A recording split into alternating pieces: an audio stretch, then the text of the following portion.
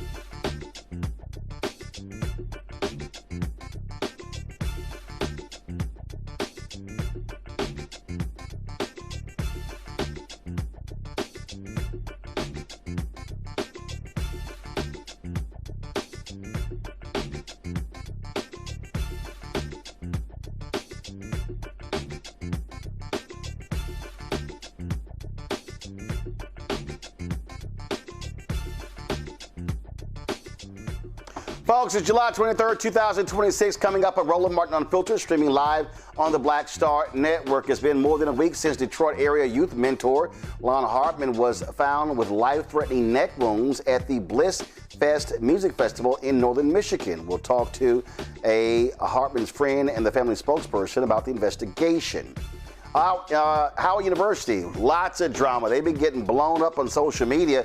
Upwards of 500 students say they were actually unenrolled despite believing their financial aid, grants, and scholarships covered their tuition. We'll talk to one of the students impacted and an expert to explain next. A former JPMorgan Chase vice president is suing the financial giant for discrimination. She'll join us with her attorney to explain some of the things she had to endure. Plus, I'll share my conversation with New York Mayor Mamdani about his plans for New York's black community. Congressman Hakeem Jeffries calls out Donald Trump over the issue of affordability, and massive protests taking place in Madison, Wisconsin over an officer-involved shooting of a black man. It is time to bring the funk. I'm Lonn Hartman Unfiltered on the Black Star Network. Let's go. Whatever it is, he's got the scoop, the fact, the fine. And when it breaks, he's right on time and it's rolling. Best believe he's knowing. Putting it down from sports to news to politics. With entertainment just for kicks, he's rolling. It's on roll, y'all. It's rolling Martin, rolling with rolling now. He's funky, he's fresh, he's real, the best, you know he's rolling Martin now.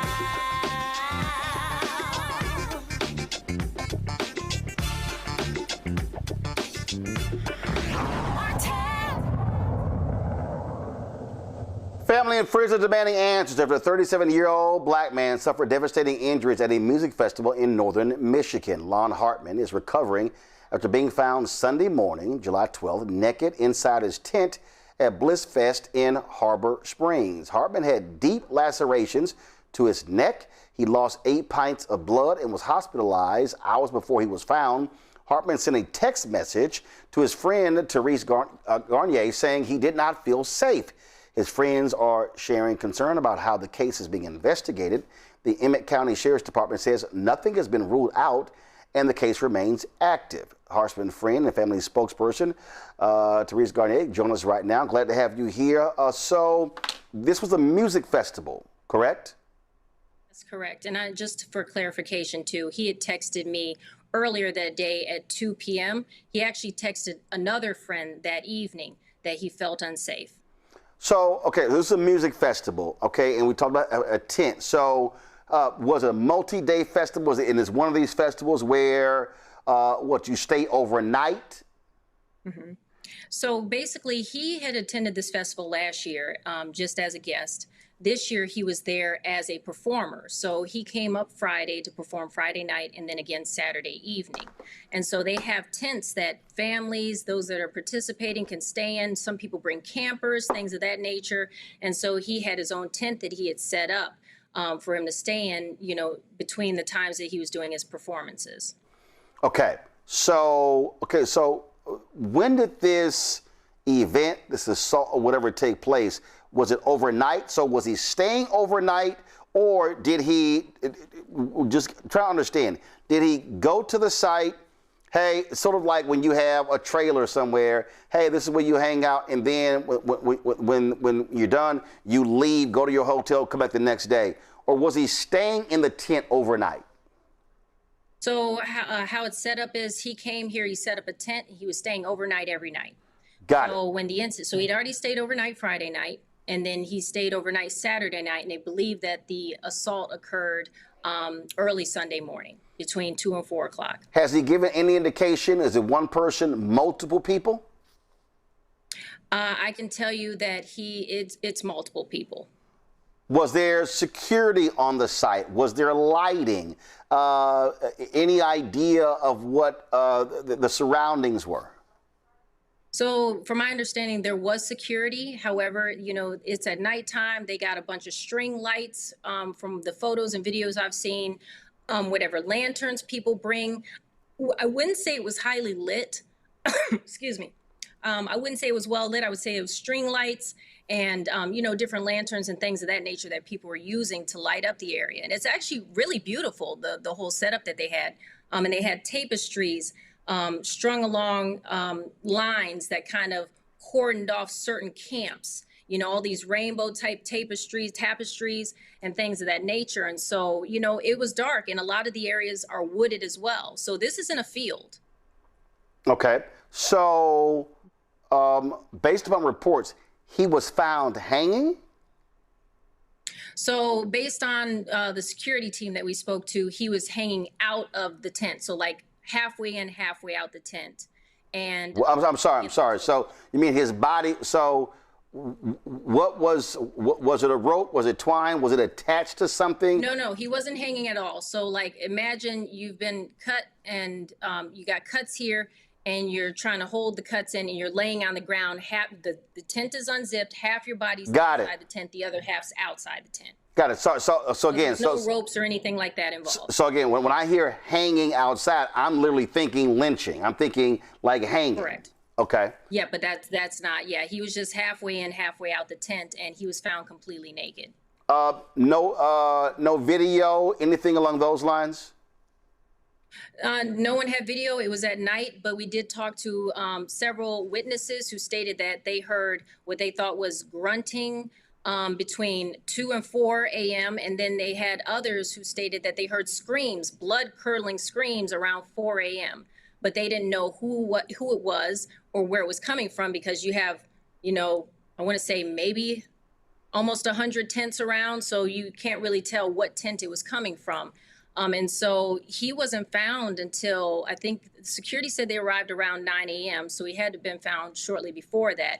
And when they found him, that's how they found him, halfway hanging, halfway inside the tent.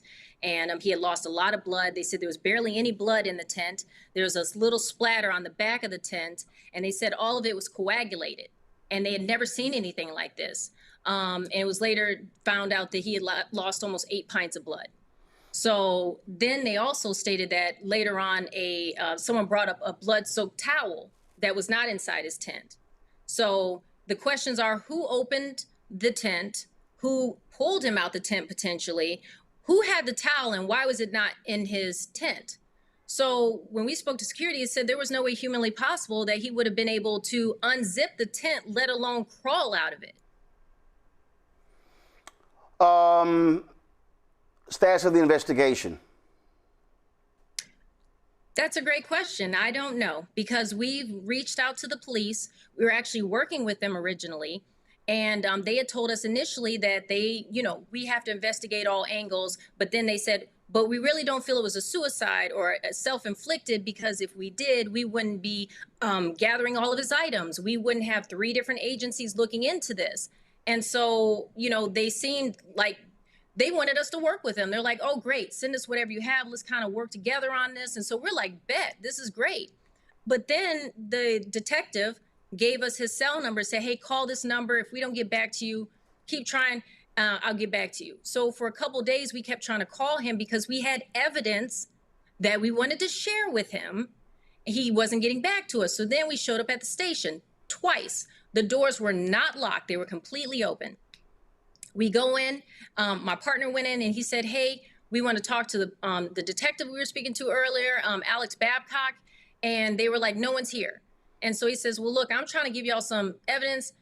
I need some evidence from y'all because security also told us they saw a guy outside heckling and laughing and doing all sorts of things while they were trying to administer aid to him, so much so that they threatened to arrest him several times. And then he finally jumped in his car and drove off. So we wanted to talk to police and say, who was this guy? We hear that you have a photo of his license plate. We also have evidence that we want to present. They said, we can't talk to you about that unless you bring the mom up here. So Eric says, okay, cool. We're right down the street. We'll go get her. We'll be back in 10 minutes. The hospital is 6 minutes from the police station. He drove back with me, picked her up, came. They had locked the doors. They don't close. They're open between 8 and 4 p.m. They lock their doors around 1:30, 2 o'clock. Have y'all reached out to the state? We're talking about Michigan. You've got, about state investigators. So we haven't yet. That's actually the next step. We had not, because when we were seeing, we had made a viral video about how the police had locked Lonn Hartman's mother out of the police station. It wasn't until we made that statement and put the police and Bliss-fest on blast that they decided to release statements almost 5 days later after the incident occurred.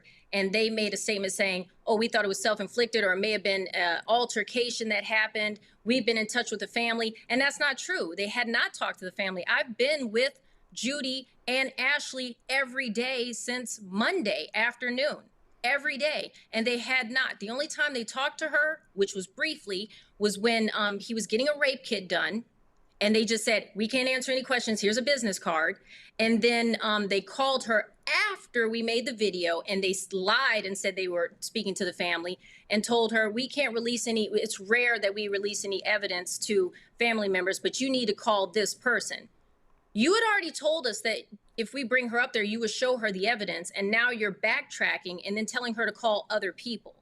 And so they have not spoken. I know for a fact, I have call logs. They have not spoken to Judy or Ashley, who are the two who have been up here since he got here. So they're lying when they say they've spoken to family. Now, I don't know if they've talked to cousins, other family members. I can't speak on that. But what I do know is they're not speaking to the two people that are right down the street from them. All right, then. Well, what is the condition of Lonn right now? So right now, he's able to communicate. So he's blinking. He nods his head. They're trying to gauge how long it'll take for him to heal from all of this. When you lose that much blood, they don't know what, the aftermath could be, because it's all dependent on your body and how it heals from it. And so, the hopes are that they'll be able to transfer him, in a week or so to a facility closer to his home to help him with his recovery so he can keep recovering. But right now, he'll have really good days, and then, a health concern will pop up, and then it'll feel like, okay, now we're backtracking again. So it's been a lot of back and forth teeter-tottering, and, he could, it's a lot. It's a lot. And just imagine having, someone do this to you, and you wake up in a hospital and you can't move, you can't eat. People are coming in all hours of the day and night, flipping you, taking your clothes off, doing all those things. Then you got everybody trying to come in, being in your face, crying in your face, asking you questions, on top of having to deal with the trauma of someone doing this to you and surviving from it. It's a lot. It is a lot. And so he is fighting, and he's doing so, I'm so proud of him for how well he's doing, but he has a very long journey ahead of him as far as healing goes. All right, then. Teresa Garnet, we appreciate it. Thanks a lot. Thank you. All right, folks, going to go to break. We come back. Lots for us to talk about, y'all. On today's show, I talked to New York Mayor Zohran Mamdani about his plans for black New Yorkers. We'll also we'll talk about the drama at Howard University, unenrolling more than 500 students. Some students say it was by accident. Others say, hey, they thought they had more time to pay. We'll break it all down as well. You're watching Roland Martin Unfiltered right here on the Black Star Network. All right, folks, let me tell you about Chapter. Now, if you're on Medicare or about to be, the system is not set up to work for you. Too much fine print, too many plans, and too many people making money off of your confusion. And look, we're used to this. We're no strangers to systems that don't have our best interests at heart. But we don't have to accept it when it comes to Medicare. That's why I'm telling you about Chapter. Their advisors are independent and honest. In fact, they're the only Medicare advisors that compare every plan nationwide. And they're focused on one thing: what works for you. If there's a better plan out there, they'll find it. If you're already in the right one, they'll tell you that too. There are no games. Just last year, people who switched with Chapter saved an average of $1,100. It's 20 minutes and a real person. It's completely free. My parents actually have already called. My mom sent me a text. Folks, give Chapter a call at 724-264-8281, 724-264-8281, and connect with someone you can trust. Folks, these are the kind of services that we need for our audience here at Roland Martin Unfiltered and the Black Star Network. So call Chapter right now, 264-8281. Michael McMillan, President and CEO of the Urban League of Metropolitan St. Louis, and you are watching Roland Martin Unfiltered.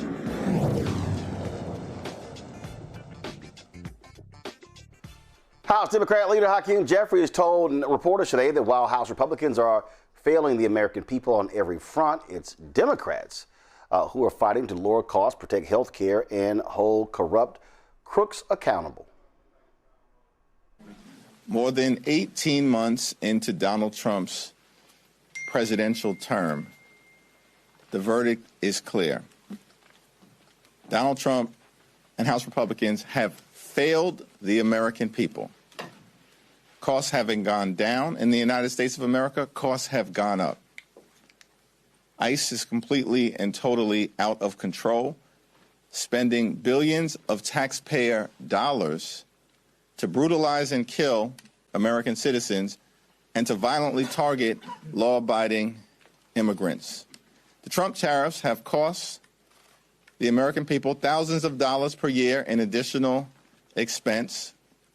Republicans have enacted the largest cut to Medicaid in American history, and as a result, hospitals, nursing homes, and community-based health centers all across the country, particularly in rural America, are on the brink of closure. Republicans have refused to extend the Affordable Care Act tax credits, putting in jeopardy the health insurance of more than 20 million Americans and causing premiums to skyrocket, in some instances, more than $1,000 in additional expense per month. Donald Trump and Republicans have launched a reckless war of choice in the Middle East that hasn't made America safer, but that has resulted in the tragic death of 18 brave service members. Hundreds more have been seriously injured, including confronting the possibility of traumatic brain injury for the rest of their lives. More than $100 billion in taxpayer money has been wasted by Donald Trump over in the Middle East, a war that he promised never to get us into.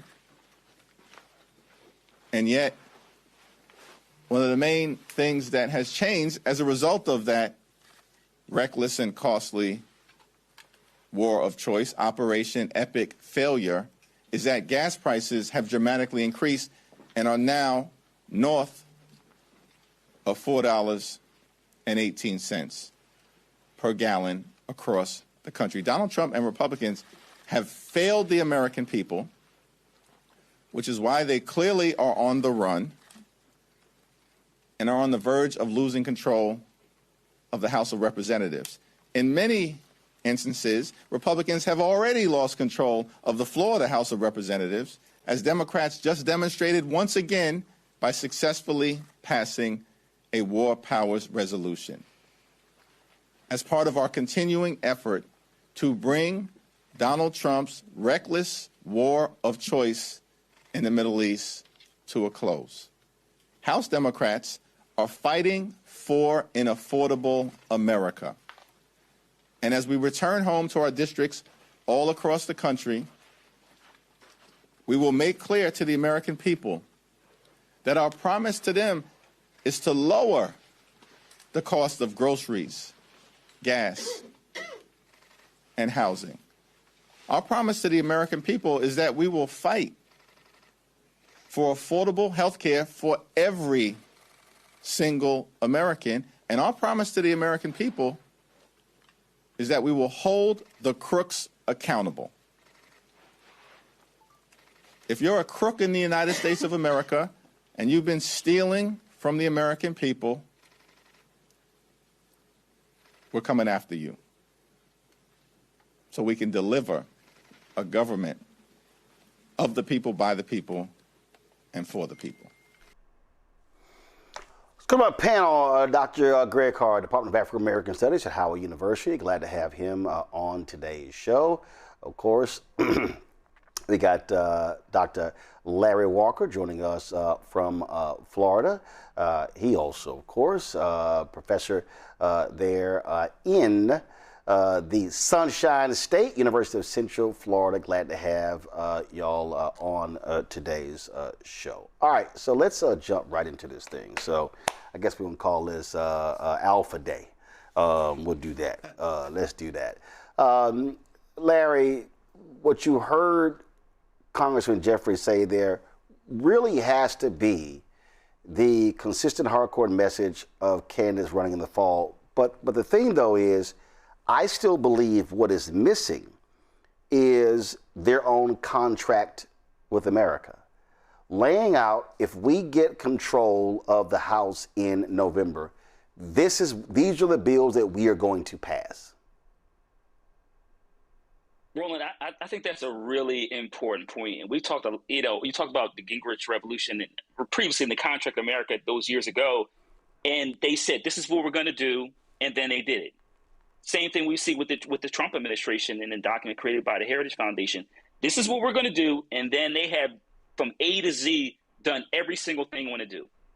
You have to have a plan that people can read, and also how you're going to implement it, and that it's clear to the average working class American, whether you post on social media, et cetera. Talked about gas prices, talked about in a self-inflicted war in terms of, and obviously we see these things are continue to escalate over the last couple of days, but food costs.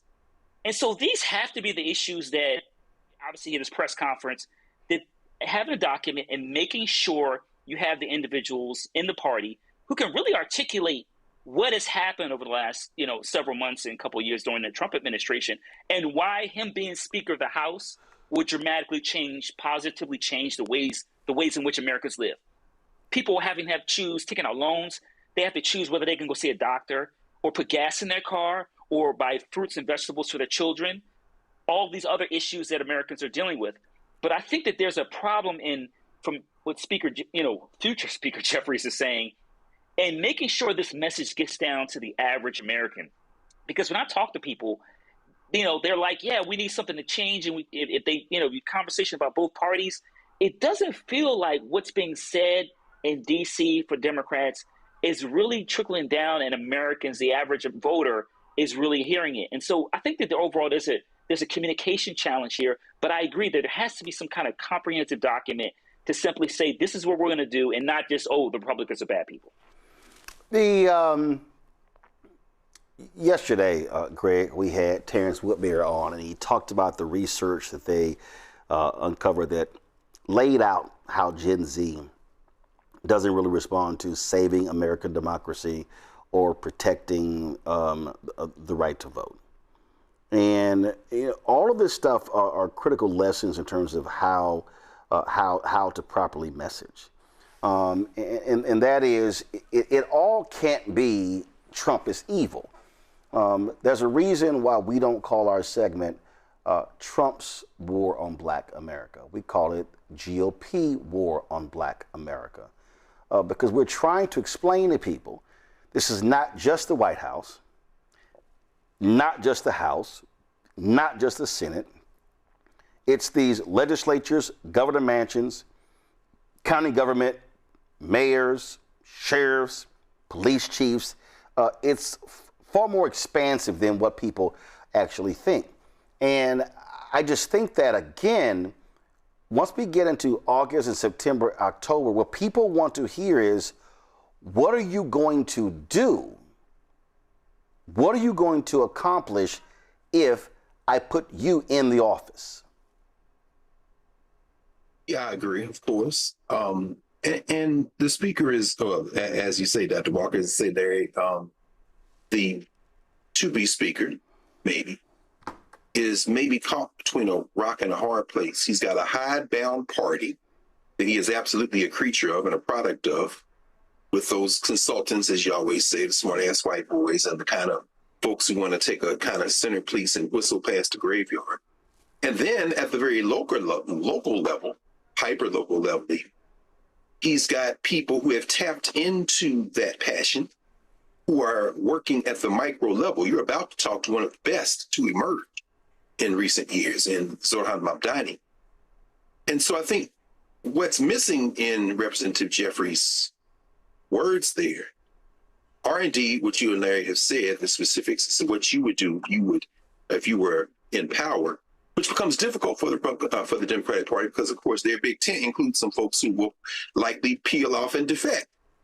But, and here is where I think he can make the adjustment. I was watching yesterday as they pushed through the latest giveaway, which will probably die in the Senate, of our tax dollars. And Representative Jim McGovern, Democrat of Massachusetts, I think took the position that the Democratic Party has to take now. And that is that every word that comes out of the mouth of the White Nationalist Party is a lie. And while we could check them, fact check them, and give out the litany of abuses, the simple fact of the matter is that lying is their brand. We're not trying to chase voters by demonstrating the factual inaccuracies anymore, although we must have them. What we are saying to you is that not only are they liars, the lie is the point. And what I saw Representative McGovern do yesterday is lean into the white nationalist rhetoric. And he said, so you call us communists, huh? Okay, well, fine. You want to play that game? Let's play that game. And in about 30 seconds, he went through their litany of abuses to end up with how dare they lecture anyone, because here is what they have done. Then he laid out the piece that they have done. And he didn't lean on the saving American democracy. What he said is these people are liars and they're still on both hands. And here's how they're doing it. And this is why your gas prices have gone up. This is why your food prices are going up. This is why your health care is going to go up. They're so damn insidious that they pushed your premiums escalation even further past the midterm so it can hit you at the beginning of the year. So if elected, as you say, here are the bills we're going to do, here are the bills we're going to do, here are the bills we do. But we need more. We need more than a small majority. Finally, and again, I can't wait to hear the conversation you're going to have with Mayor Mamdani. At the local level, Mamdani, while he's saying, hey, man, BB, the international killer, got to go and you should arrest him, he's also filled in thousands of potholes. While he's saying, yes, we need to transform our economic investment office. So here's a guy I'm bringing from McKinsey, and here's somebody else who used to chair the Federal Trade Commission. I want to make us work together ideologically. He's saying, pre-K, I got you. Buses, I'm working on it. Hey, he said, I'm in the pocket of Big Abuela. This guy's a genius. So as a result, I'm getting rid of all these damn regulations where you go around to the bodega and they got to go jump through 3 hoops to get. In other words, that's the kind of micro targeting. And what Representative Jeffries can do is then use the exemplars.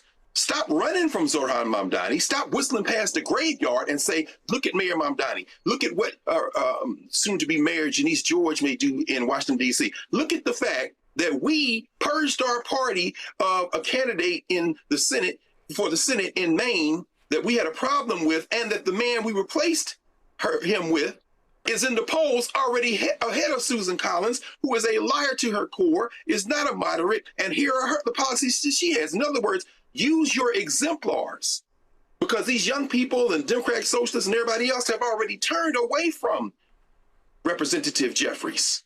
And your chance now is to use the exemplars of what stuff's working at the micro level and lean into it. But I'm afraid his consultants and his whole political career seem to probably trend in the other direction. He's going to keep doing what he's been doing, which is talk about the Democrats and put us in power because they failed the American people. Nobody's inspired by that. All right, speaking of that, we will have that interview with Mayor Mamdani coming up next right here on Roland Martin Unfiltered. But before we actually go to our commercial break, folks, let me get personal for a second. My mom had questions about her Medicare. She called Chapter, a Medicare advisory company, and texted me right after saying it's a great benefit. It was easy. A real person walked her through the whole thing. And then, of course, it's not just her. Woman up in Yonkers wrote in saying the process was so simple, the enrollment was easy, and of course, and she was so glad she called. Then there's Marilyn, 90 years old, down in Florida, living on Social Security. Her premium climbed every single year, north of $400 a month for coverage she could barely afford anymore. She called Chapter, and they found her the same top-tier coverage for hundreds less. 90 years old, and finally somebody in her corner. I hear stories like that again and again from this community. The Medicare system was not built to work for you. Too much fine print, too many plans. Chapter's advisors are independent and honest, the only Medicare advisors that compare every plan nationwide, focused on one thing, what actually works for you. If you're already the right plan, they'll tell you no games. And people who switched with Chapter save an average of $1,100 a year. 20 minutes, a real person, completely free. You can call Chapter at 724-264-8281, 724-264-8281. With medicine and science under attack, I want to keep you and your family informed and healthy. I'm Dr. Ebony Hilton, and I knew at the age of 8 that I wanted to be a doctor. So I studied hard and became the first African-American female anesthesiologist hired at the Medical University of South Carolina since its opening in 1824. And I always say I was made into a doctor, but I was born to be a mom.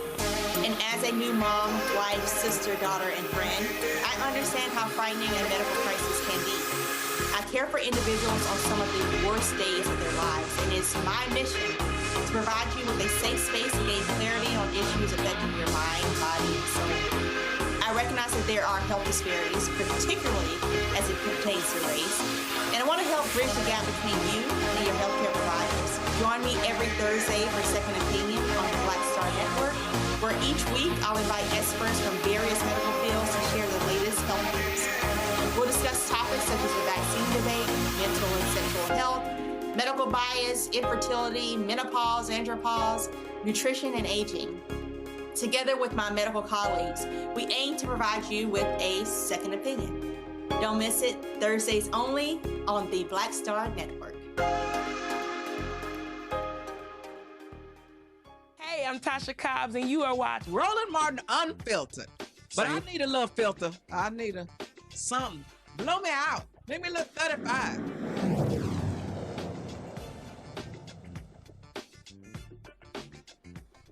Folks, I don't know what the hell is going on in the U.S. Virgin Islands, but it is causing a serious problem, the corruption there. The U.S. Department of Housing and Urban Development has immediately suspended the Virgin Islands Housing Finance Authority from receiving federal funding. The suspension comes following a criminal conviction of the authority's former chief operating officer and years of audits that have cited financial mismanagement, inadequate fraud controls, conflicts of interest, and failures to comply with foreign aid obligations. The Virgin Islands received nearly $2 billion in federal funding to help with recovery after Hurricanes Maria and Irma in 2017. But according to HUD, improvements to housing and the electrical grid still have not taken place due to mismanagement. A number of officials in the Virgin Islands have been convicted and sent to prison for their roles in handling the disaster relief money. Former Virgin Islands Police Commissioner Ray Martinez has received a 10-year prison sentence. Former Housing Authority Chief Executive Darren Richardson sentenced to 3 years in prison. Former Office of Management and Budget Director Jennifer O'Neill, a 7-year prison sentence. And it goes on and on and on. There literally was the U.S. attorney over the area made it clear that there was going to be, more indictments coming down. Greg, I'm going to go to you. That's not, frankly, any confidence. When you have that many people, small island, that many people being convicted of corruption, and the thing, again, things not getting done. People are expecting rebuilding taking place after hurricanes there. It's not happening. No, and it's truly unfortunate because we're talking about non-white folk. We're talking about another talking point when the propaganda campaign needs to blaze up. This has more factual accuracy than they're eating the dogs. However, the same type of racial animus will be directed at these folk, Chief Martinez and the rest. I would just say this simply. While I think we should all applaud the law doing what it needs to do, particularly when it comes to our tax dollars, this has to be done across the board. You've got, again, going back to when you think about Representative Jeffries and his speech, you've got a complete criminal enterprise not operating in the nominal shadows as they did in the first term of Donald Trump, but not only operating openly, but substituting the rule of law for their fascist statement to say, basically, we're going to do what we want. And here we just continue to do what we want. So contrasting that with the Virgin Islands, they acted too with impunity, but they tried to cover it with the status of office. They were found out, they were investigated, they were prosecuted, they were convicted. As far as I'm concerned, that then becomes a springboard to say, anyone who applauding this, and we should all be applauding, keep that same applause up when we go after the rest of the people who have violated the trust of the people by taking your tax dollars as they've done. I'm wary of any situation where we look at a case like this as if it's an isolated occurrence or somehow disconnected from the larger field of theft that we are operating under here in the United States at this moment. This is a story here. Of course, the governor, Albert Bryant Jr., slammed HUD, calling their letter, saying he was shot, calling their letter unprofessional and also sensationalized. And at a public briefing, he said, quote, "When I go to Washington, I don't go and visit HUD or FEMA anymore because we don't have any problems." This was, of course, at a public briefing there. Larry. Roland, this entire story is troubling because these are COVID-related funds in terms of recovery, so we should highlight that. And listen, any form of corruption is bad. It is particularly troubling when it, like as Dr. Carr highlighted, when it's your own people. And it's just saying a statement, every brother or every sister ain't a sister or brother. And this is a prime example. So we have that. But to the broader point Dr. Carr made about corruption, listen, Roland, I've been keeping a tally of the level of corruption we've seen from the current administration. I've run out of pages. So as Dr. Carr said, we're going to have this same energy for this unfortunate situation in which individuals took advantage of the system. We have to hold the larger system to the same, same expectations. And that's not happening. Look, these individuals have had their day in court. They're going to serve time as they well should. I am troubled in terms of the administration's response. In terms of what happened, we know corruption exists. Certainly, we would hope that they would find a way to make sure that, after these individuals are going to jail, the island shows that they have, competent people who are, morally upstanding in place to make sure that, citizens get the money, get the information, the money they need. If there's another, tragic event, but we're not saying that. And you give them an inch, they're going to take a yard. And this is all this does is allow them to point a finger and said, "See, I told you this is how they are." Well, the biggest thing for me is I'm a firm believer. I despise any form of corruption because what it does is it screws the people who need the resources. The point of this point of getting this money is to improve roads, is to improve conditions. I can tell you when I was in the Virgin Islands in St. Croix, the roads were absolutely awful. I mean, they were, I won't even call what I just saw potholes. It was way bigger than that. And so, again, the thing here is, money was received under a Democratic administration. All right. If you're Governor Brown, you're a Democrat. Understand with Donald Trump and Republicans in there, you're not going to get. And let's be real clear. The concerns were expressed by the Biden administration, by the Biden HUD officials. So this wasn't all just right now. The cutoff took place here. But again, this is where the resources need to get to the people who need it the most. And so I certainly hope Governor Bryan and his administration are taking this seriously and dealing with this because, again, listen, we know, we already see what these fools do, how they're giving money, FEMA money to red states and not blue states. And we're talking about right now hurricane season. Bertha landed in Louisiana, is on his way to Texas.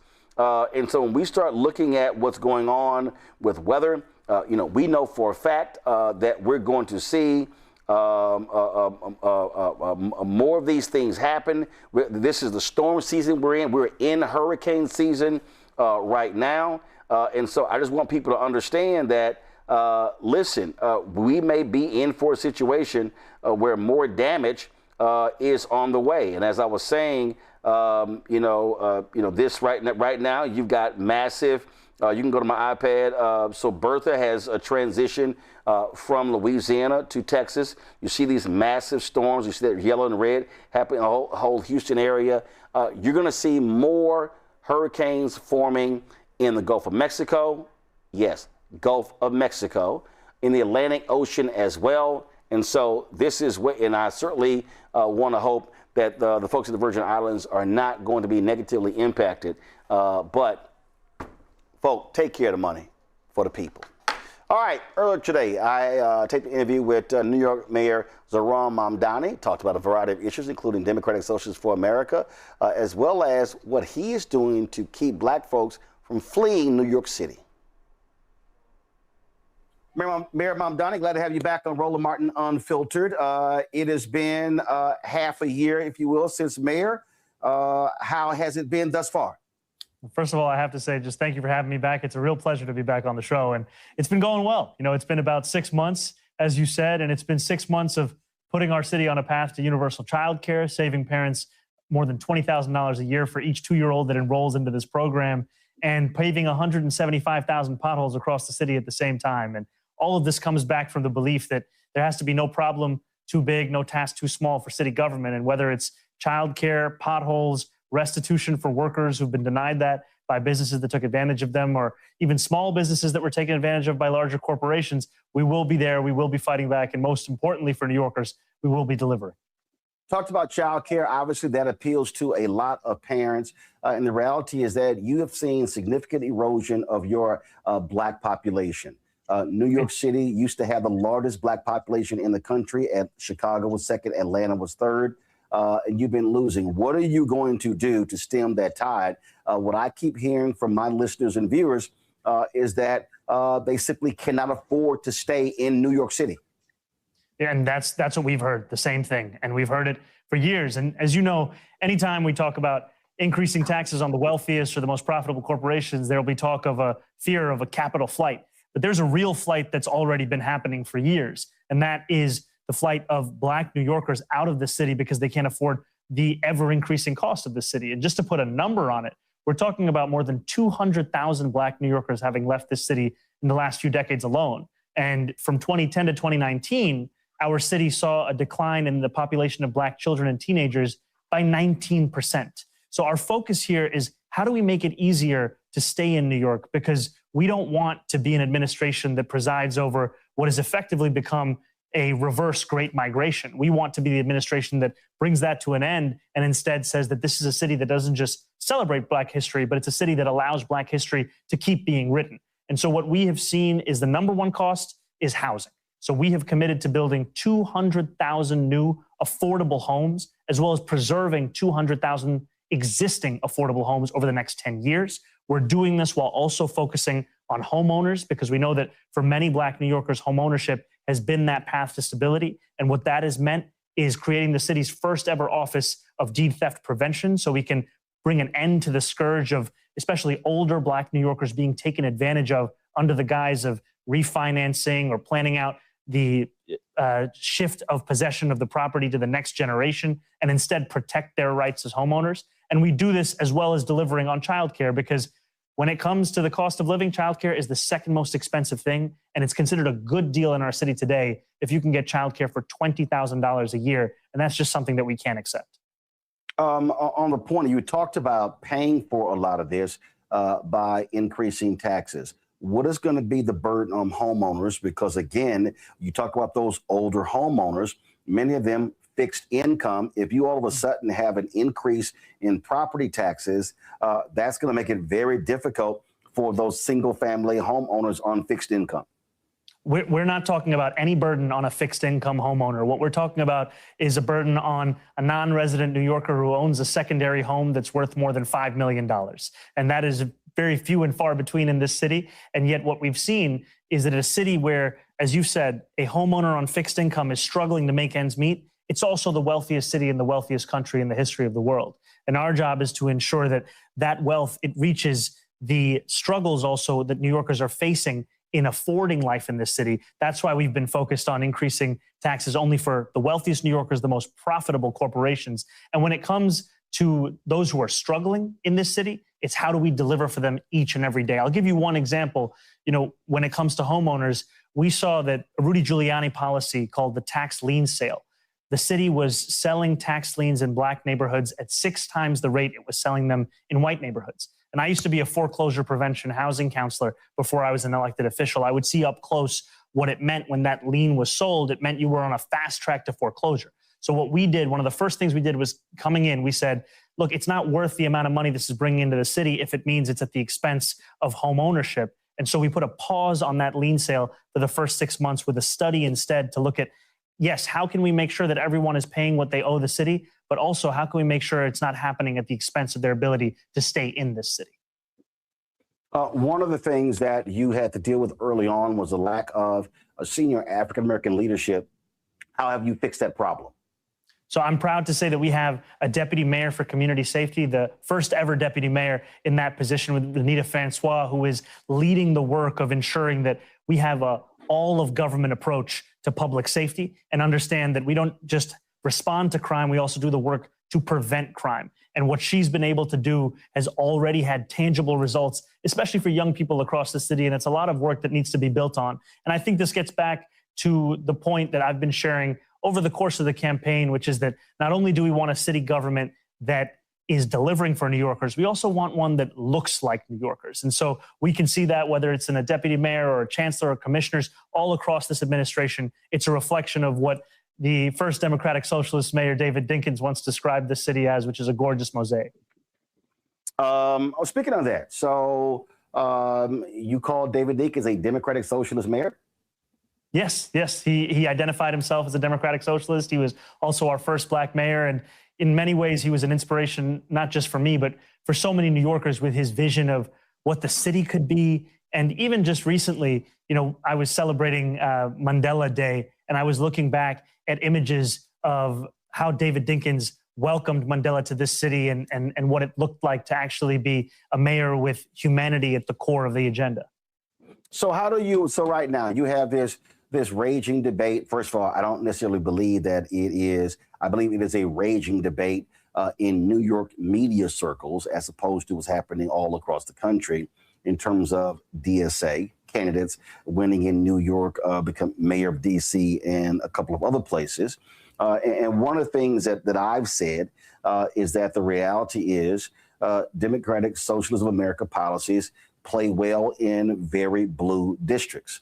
Reality is that for Democrats nationally, especially in Congress, in order for them to, let's say, win the House, you're going to have to win in places that are purple, places that might lean red. And so how do you respond to folks who say that, oh my God, these DSA folks are taking over the party, that they're going to destroy the party, and we're not going to be able to win because we're going to get branded as socialists and communists?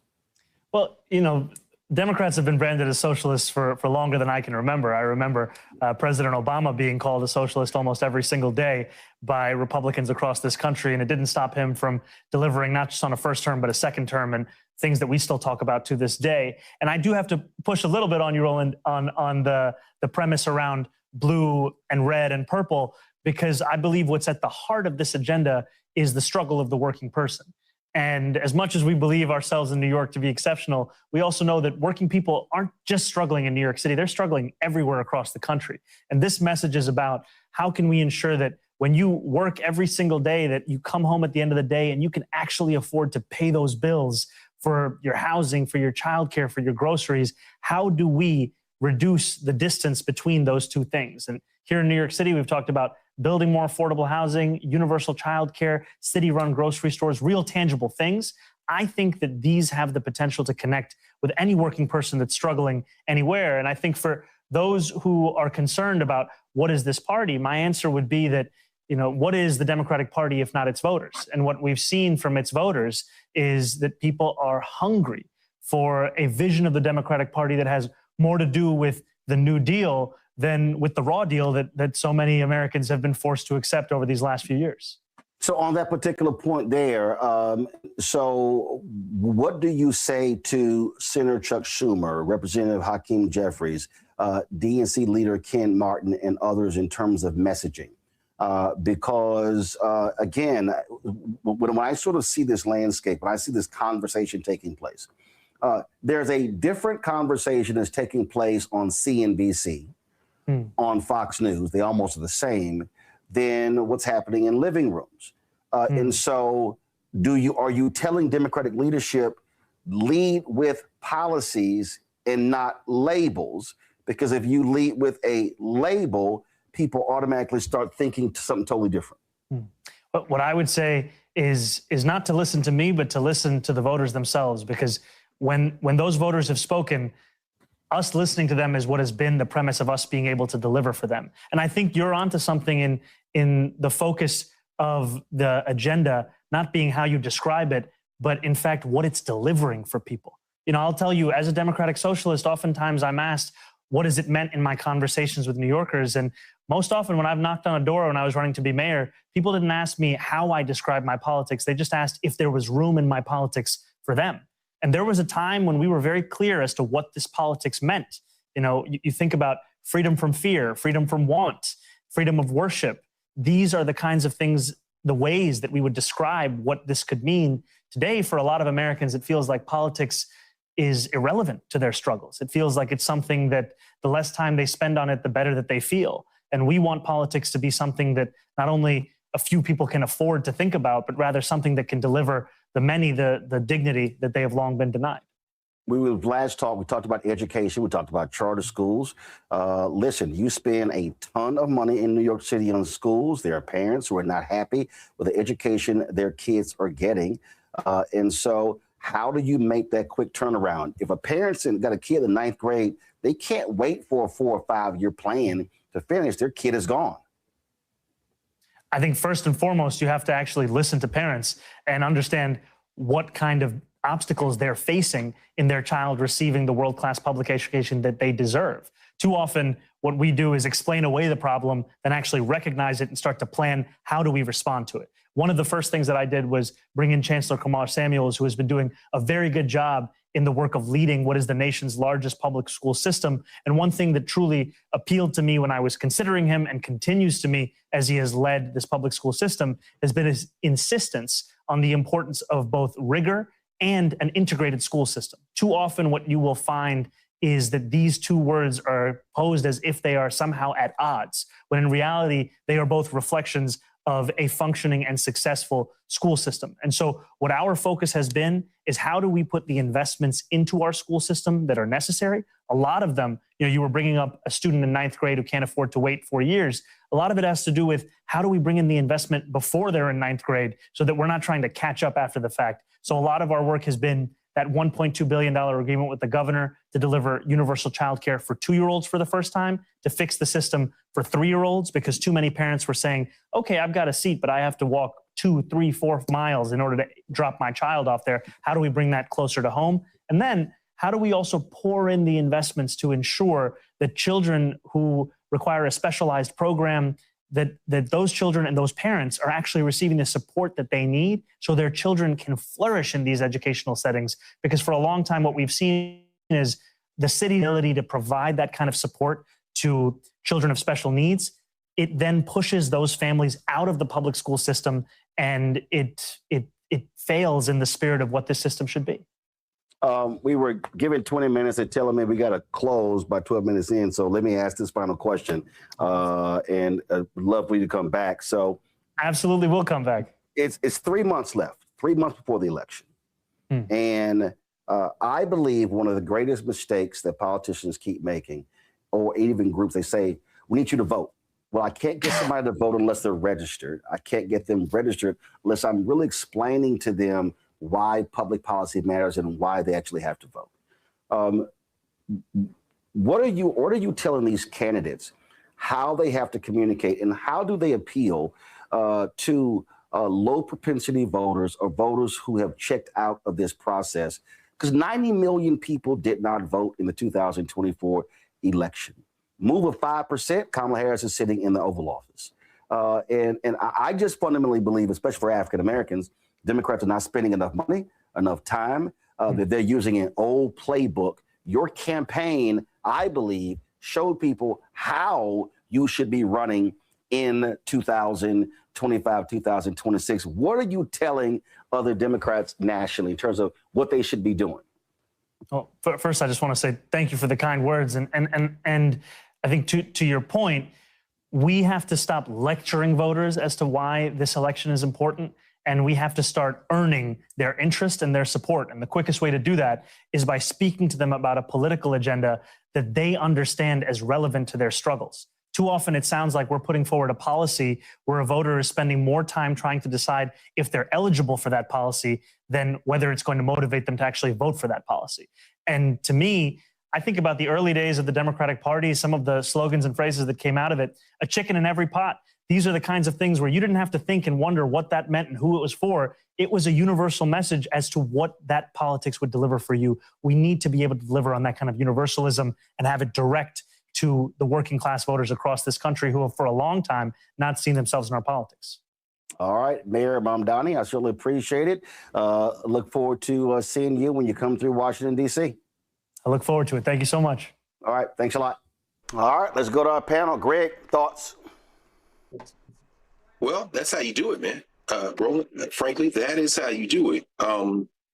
You asked him about the thing that I think many folk have been talking about, which is the representation in his administration. I think that's very low on my list of priorities, but I understand. And he named, of course, the deputy mayor for community safety, Nita Francois, also Kamar Samuels, chancellor of schools. But most importantly, and by the way, just a footnote here for folks who may not know, David Dinkins was a card-carrying member of the Democratic Socialists of America. He spoke at the Socialist International meeting in 1990, shortly after being elected mayor, and he talked about public education, strong and vibrant unions, among other things.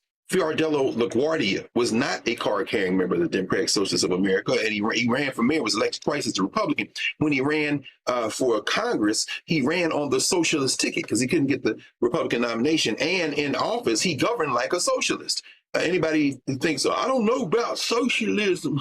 Do you know about public transit? Do you know about public housing? Do you know about subsidized education, public education? All those are socialist principles. Anyway, back into the point. Mamdani is able to put things in a very, very accessible way.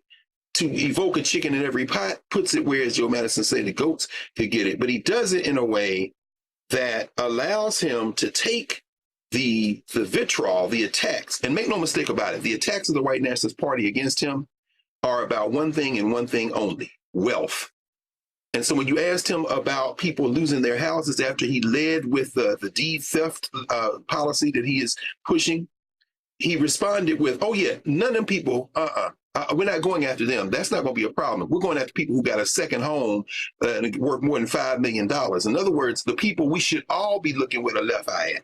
But we live in a society where Zoran Mamdani is effective by doing exactly what you asked him about and told him, which was taking the labels off.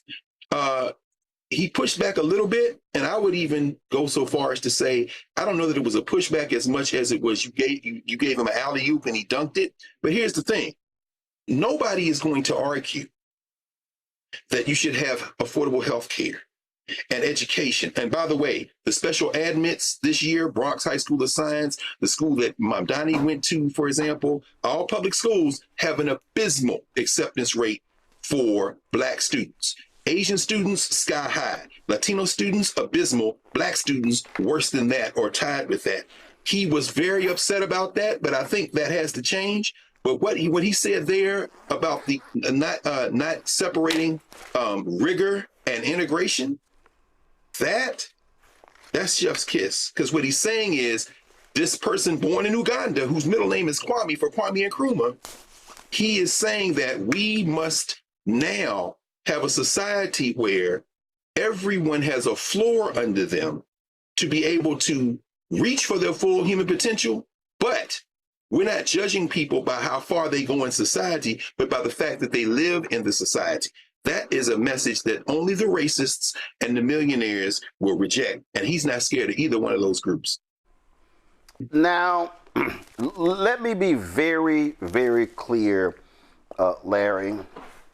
I do not give a damn about Tucker Carlson.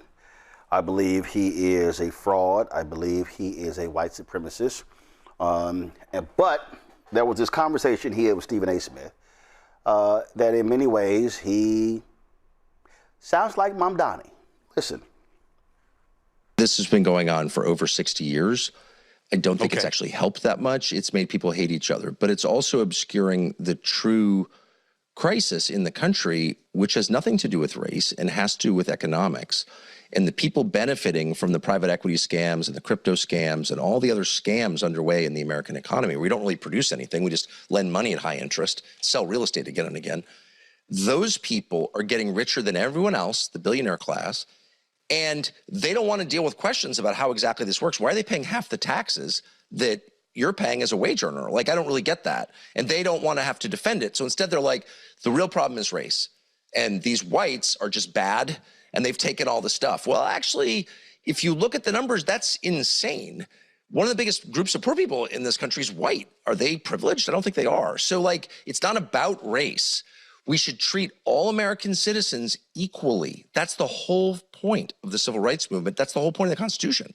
And we're not, and we should. And then just say, look, it's not about ignoring the crimes of the past, which we should not do. We should never lie about anything. It's just about being honest about what's actually happening. And the real problems stem from the way our tax code is structured. And most people don't even think about it because no one in the media ever talks about it. It's like, really? So if I invest money, I pay half the tax rate as if I go to work? So are we saying that it's twice as virtuous to invest or to get inherited money as it is to have a job? That's what we are saying. Because we tax things we want to discourage. That's why cigarettes are expensive. So, like, are you really going to say with a straight face that you're like twice as good a person because you inherited money as I am because I go to work every day? Because that's what we're saying. Right. And so in a normal country, you just like have a revolution. People are like, I'm not putting up with this. But in our country, because every conversation is controlled by the media filter, we don't even know what's happening.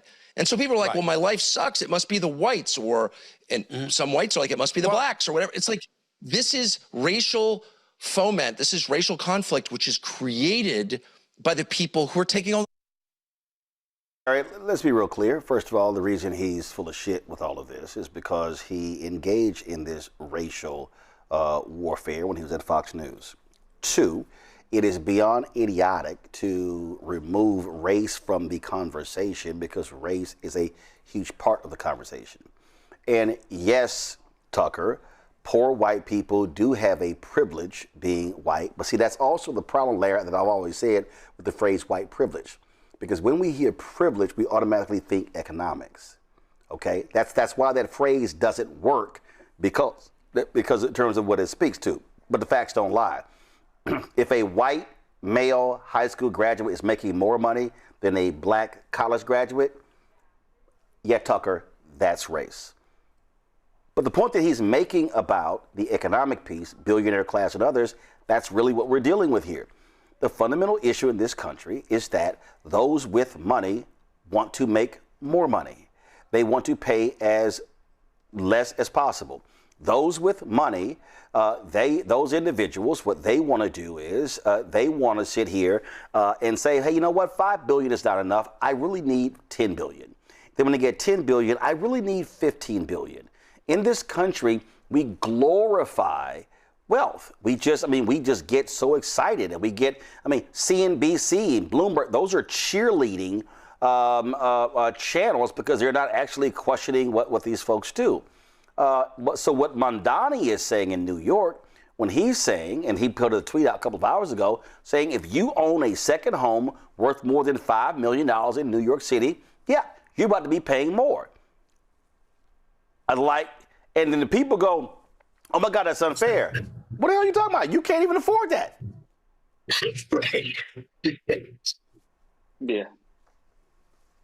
Yeah, Roland, there's a lot of really great points here. So remember back in the day was a show, Lifestyles of the Rich and Famous, right? And people watch those shows and watch rich people jet set buy $4, $5, $10 million homes and applaud them.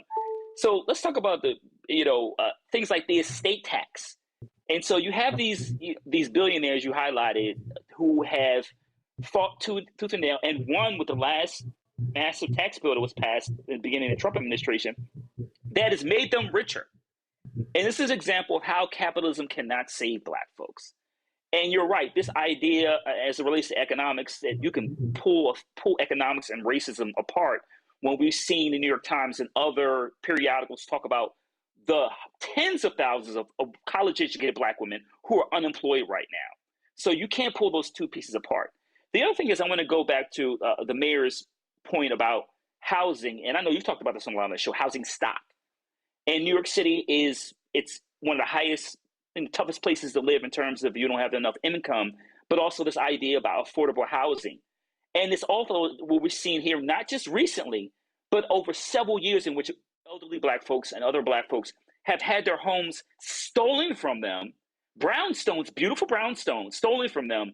Some have ended up homeless. You've decimated Black wealth.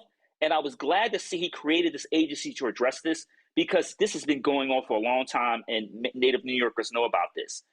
But overall, in terms of the point you're making about this idea about wealth in like white and Black folks, is I made the point before, my parents lived during Jim Crow.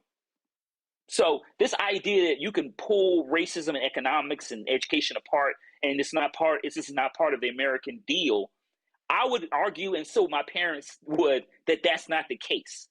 And so we have to continue as Americans to make sure, he said, recognize what happened in the past, but we also have to connect it to how the lived experiences of people like me and other folks whose parents could not benefit from certain economic opportunities or educational opportunities, and that we're still playing from behind while it looks and feels like, because we're having, as educated Black folks having this conversation, what more could we have if our parents didn't have the burden of dealing with systemic racism as it relates to many of the issues that continue in our society today? Again, the people who are truly freaking out about Zohran Mamdani are the folks with a whole bunch of money. All right, we come back, we'll talk with the Black president of the American Medical Association. We'll talk to his brother about the issue of Black, white, and health, and how it has to be addressed and confronted in an anti-DEI world. You're watching Lonn Hartman Unfiltered on the Black Star Network. With medicine and science under attack, I want to keep you and your family informed and healthy. I'm Dr. Ebony Hilton, and I knew at the age of 8 that I wanted to be a doctor. So I studied hard and became the first African-American female anesthesiologist hired at the Medical University of South Carolina since its opening in 1824. And I always say I was made into a doctor, but I was born to be a mom. And as a new mom, wife, sister, daughter, and friend, I understand how frightening a medical crisis can be. I care for individuals on some of the worst days of their lives, and it's my mission to provide you with a safe space to gain clarity on issues affecting your mind, body, and soul. I recognize that there are health disparities, particularly as it pertains to race, and I want to help bridge the gap between you and your healthcare providers. Join me every Thursday for Second Opinion on the Black Star Network, where each week I'll invite experts from various medical fields to share the latest health news. We'll discuss topics such as the vaccine debate, mental and sexual health, medical bias, infertility, menopause, andropause, nutrition, and aging. Together with my medical colleagues, we aim to provide you with a second opinion. Don't miss it, Thursdays only on the Black Star Network.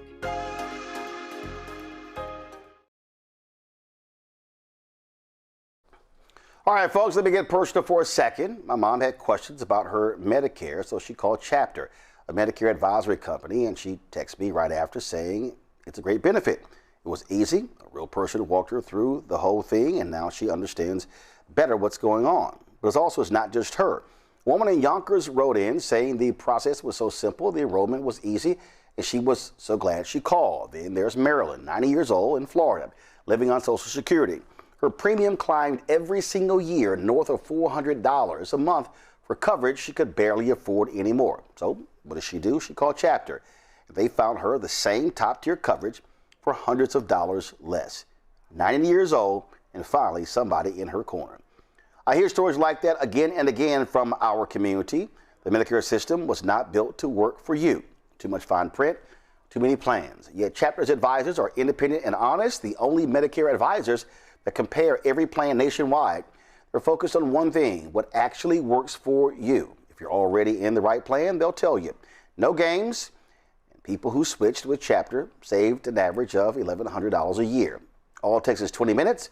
You talk to a real person, and it's completely free help. So call Chapter at 724-264-8281, 724-264-8281. That's Chapter.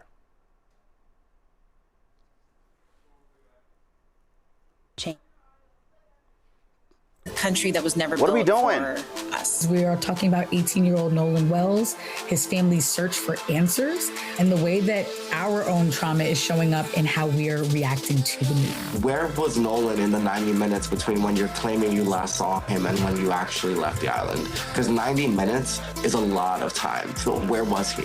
Tune in on The Other Side of Change, only on the Black Star Network.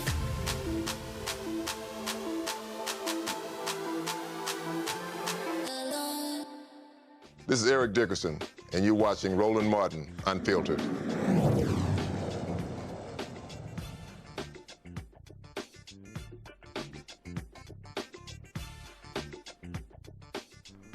Folks, the other day we showed you congressional testimony about the anti-DEI attacks. Also, we talked in the medical area. Did you know that less than 5% of U.S. physicians are African American? As we say, the House Education and Workforce Committee held a hearing examining medical schools and how they so-called become infected with woke ideology, and of course taking resources away, which as a result are training the next generation of doctors. Diversity is critical in the medical field, especially when you talk about for care.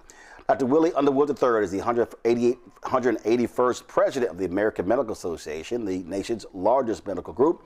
He joins us right here. Doc, glad to have you on the show. Great to be on the show, man. Let's be here. Yes, sir. Let's jump right into it. All right. You know, that hearing, it is shameful and despicable when you see the right-wing attacks on medical schools, on diversity, as if, you know, we're being overrun by unqualified black folks, Latinos, and others. And what kills me is they ignore the data, which shows empirically how the disparity between how black patients are treated when they have white doctors and black doctors. Well, there's a couple things they also leave out. The fact that inequities in healthcare in this country cost us $450 billion a year. And by 2040 is estimated to be $1 trillion, which will probably occur before 2040 because of the healthcare changes in Medicaid and in SNAP benefits and stuff like that. So that is a significant cost to this nation that we all pay, right? So when, you know, and what you hit on is this, is that we know that when you have physicians that are concordant, that means that when black patients have black physicians, and it works the same thing with Hispanics and Native Americans as well, their health outcomes are better. Newborn survival rates increase by 50%. Adherence to preventive care increases by 19%. Life expectancy increases. And if you don't mind, I want to tell you a story of how that really plays out in society and healthcare delivery. So, you know, when I was a medical student, I was in clinic, an internal medicine clinic, and a patient really collapsed in the lobby, collapsed. And they examined her and her blood pressure was extremely low. They tried to they said, you need to be admitted in the hospital. She said, no, call my family, I want to go home. And the doctors knew that she needed to be admitted. They were trying to provide her care. And they said things like, if you go home, you're going to die, A lot of stuff they said that, and she says, I don't really care, I want to go. So they said, okay, and they had her waiting in a patient's room alone. So I said, well, can I go talk to her?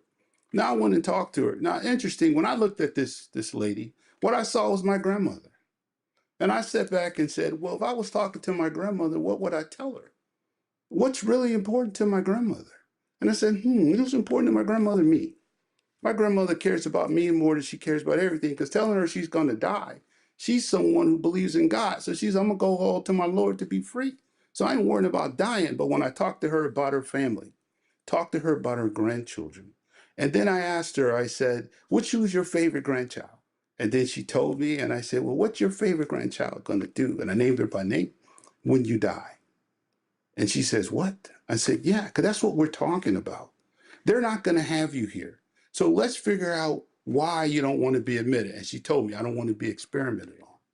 And I said, okay. She said, I don't trust the system. I said, and she gave rational reasons why. And I said, and we had our first Black surgery, our first Black internal medicine chief resident. I called him up and said, will you admit her to your service? Because I promised this woman, you will get care, that they will treat you with respect, care that you deserve. And she trusted me enough to be admitted to the hospital and get the care that she needs. That's what we're talking about. But they simply don't understand that. And here's the thing that trips me out. You go to places like Mississippi, you go to other places, and you got poor whites who need health care. And we're seeing with the deportation efforts of the target of Haitians, what's going to happen when it comes to many of those Haitian nurses and other places as well. And so they're targeting individuals, immigrants to the country, who are providing health care to Americans and saying, no, give me an American doctor. Well, if you run the immigrants out, you're going to see an even more shortage in rural places and even in many inner city places. So we know that we have a physician shortage in this country by about 80,000. We know that we don't have parity when it comes to the populations. That means that Blacks are 13% of the population.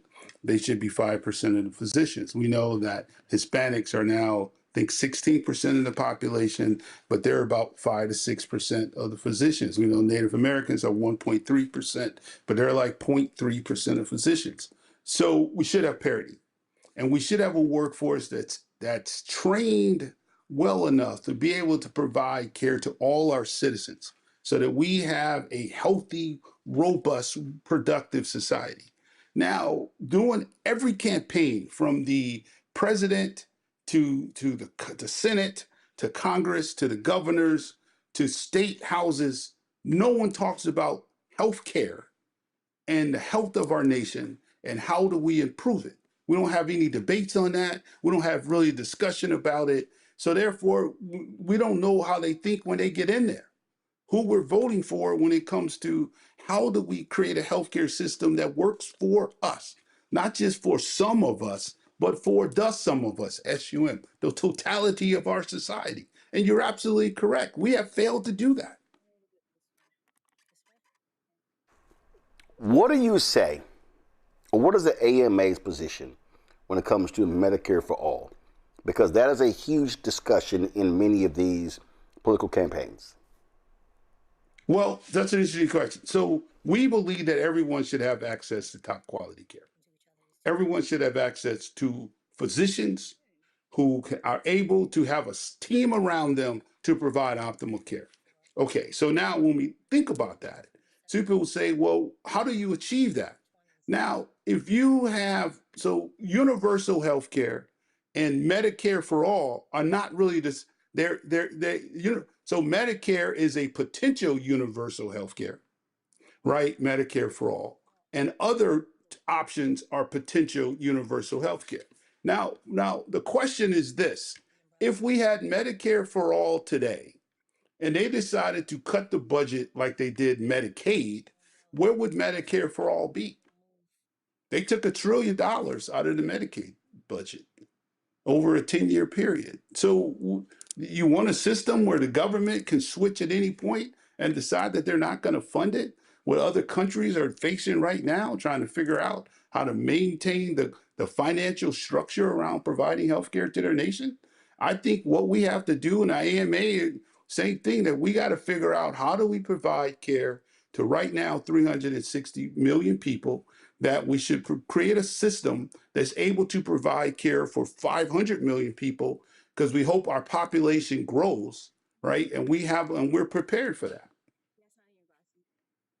Our panel, Greg Carr, you first.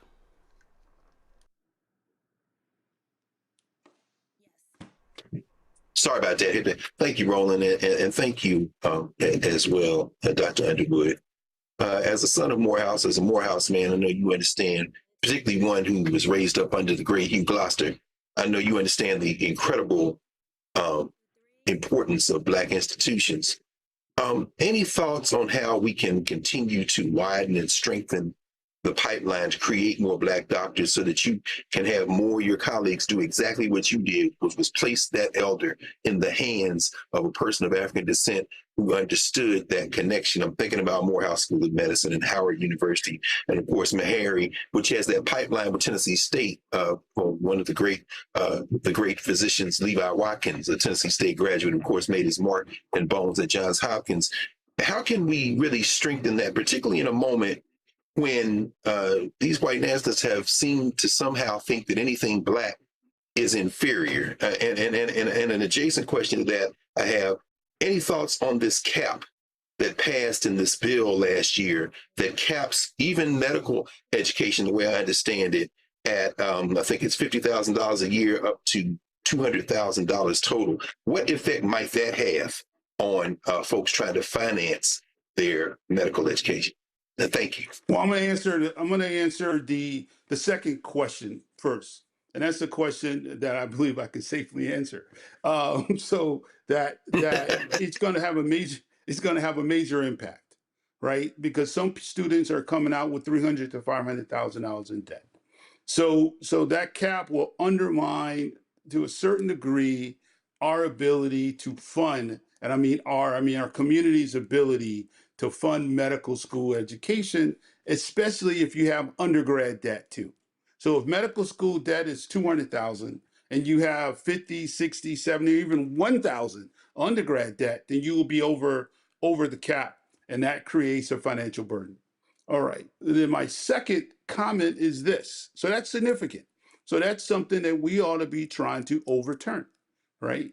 Or come up with a model, a system where we actually pay, that we can fund physicians' education that actually works. Because the idea that in this country we're paying, $200,000, $300,000, $500,000 to become a physician, while we're giving aid to the countries and nuclear weapons to countries where people get to become physicians for free, that makes no sense to me as a person. And it shouldn't make any sense to us as society. So we should be able to fund medical school education in general, education that we believe that's good for the society. From the other aspect, as speaking, you mentioned Morehouse, you mentioned Levi Watkins and Tennessee State and these things. Listen, we've been here before, right? We've been here before. This is, we know the history.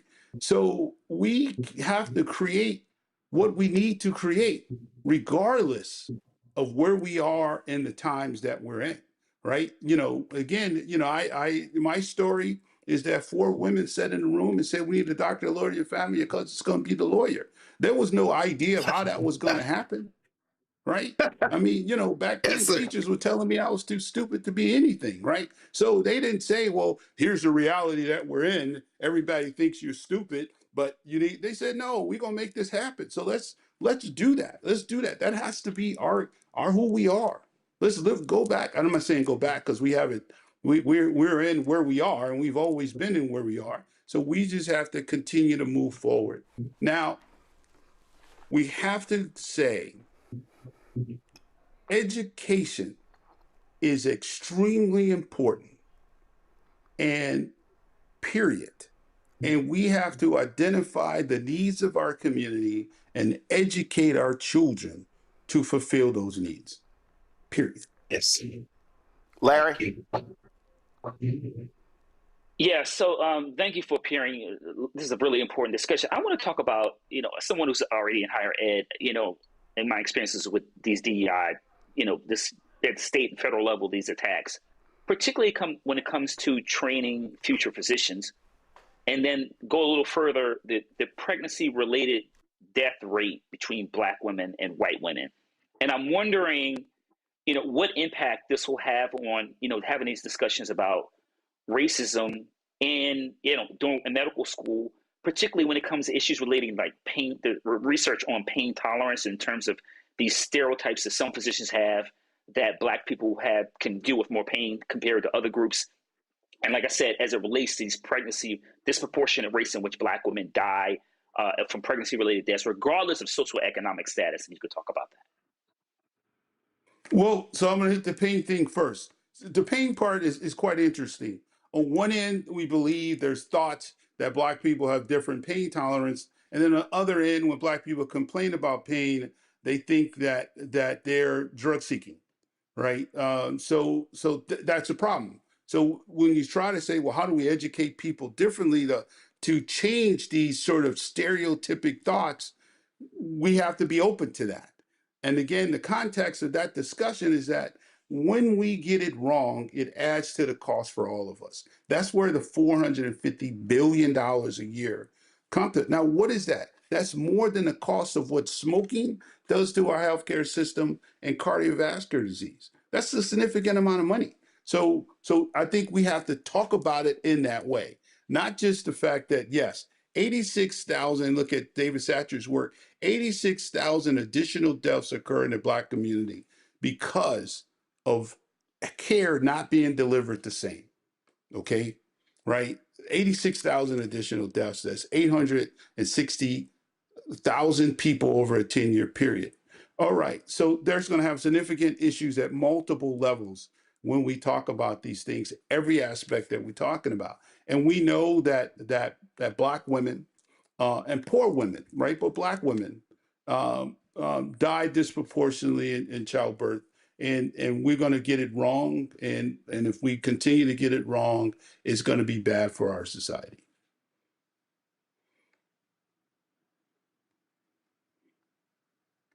We certainly appreciate it. Glad you could join us. Love to have you back on the show. This is the issue that we're always talking about. We launched, of course, our show, Second Opinion, with Dr. Ebony Jade Hilton, our weekly show that deals with health issues because we know how critically important that is to our community. Hey, thank you very much. It was great to be here, and I look forward to coming again, and I hope to see you at the NABJ. All right. Absolutely. I will. Well, I'm Vice President Digital, so I kind of got to be there. So I'll be there. All right. When I walk up to you, Rose, don't act like you don't know me now. Huh? When I walk up to you and say hello, don't act like you never seen me before. Oh, yeah, I will. I appreciate it. Thanks a lot. All right. Peace, man. We got to go to a break. We come back. We're going to talk about a lawsuit. JPMorgan Chase hit a lawsuit saying, you know what, their Black Advancing Pathways program really ain't what they all made it out to be. We'll also talk about the debacle at Howard University over the issue of their incoming students. A lot to break down. You're watching Roland Martin Unfiltered right here on the Black Star Network. Support the work that we do. Join our Bring the Funk fan club. You want to contribute via Cash App. Use the Stripe QR code. You see it right here on the screen. All that's also for credit cards. If you're listening, go to blackstarnetwork.com for details on how to give. Checks in money order. Make it payable to Roland Martin Unfiltered. P.O. Box 57196, Washington, D.C. 2037 at 0196. PayPal R Martin Unfiltered. Venmo RM Unfiltered. Zelle Roland at RolandSMartin.com. Roland at RolandMartinUnfiltered.com. Be right back. With medicine and science under attack, I want to keep you and your family informed and healthy. I'm Dr. Ebony Hilton, and I knew at the age of 8 that I wanted to be a doctor. So I studied hard and became the first African-American female anesthesiologist hired at the Medical University of South Carolina since its opening in 1824. And I always say I was made into a doctor, but I was born to be a mom. And as a new mom, wife, sister, daughter, and friend, I understand how frightening a medical crisis can be. I care for individuals on some of the worst days of their lives, and it's my mission to provide you with a safe space to gain clarity on issues affecting your mind, body, and soul. I recognize that there are health disparities, particularly as it pertains to race, and I want to help bridge the gap between you and your healthcare providers. Join me every Thursday for Second Opinion on the Black Star Network, where each week I'll invite experts from various medical fields to share the latest health news. We'll discuss topics such as the vaccine debate, mental and sexual health, medical bias, infertility, menopause, andropause, nutrition, and aging. Together with my medical colleagues, we aim to provide you with a second opinion. Don't miss it, Thursdays only on the Black Star Network. Hey, I'm Malcolm Lee, and you're watching Roland Martin Unfiltered.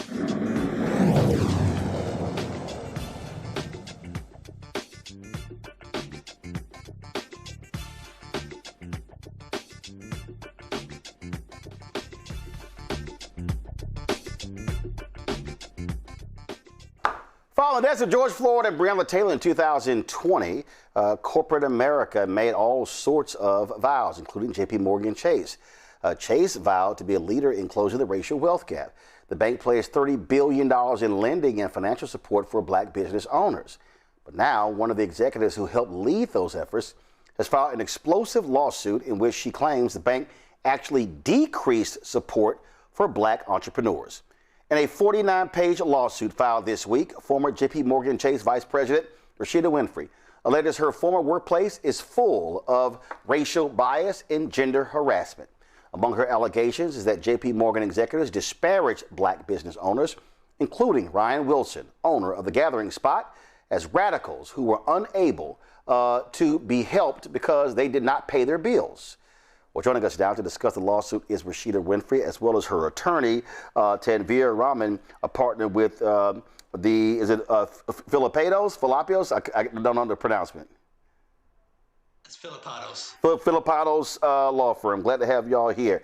Okay, so Rashida, you work for Chase. Where were you based? Atlanta, New York? Where were you based? So I was hired by a New York team and initially reported in to New York.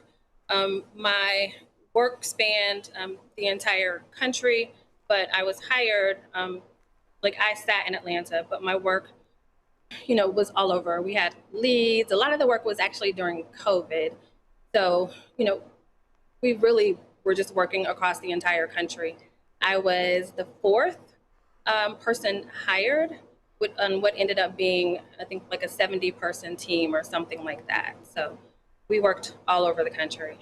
I remember when the announcement was made, there were commercials that they were running on the air, the advancing pathways I remember seeing. They were sponsoring various things. There were posts on LinkedIn and on social media.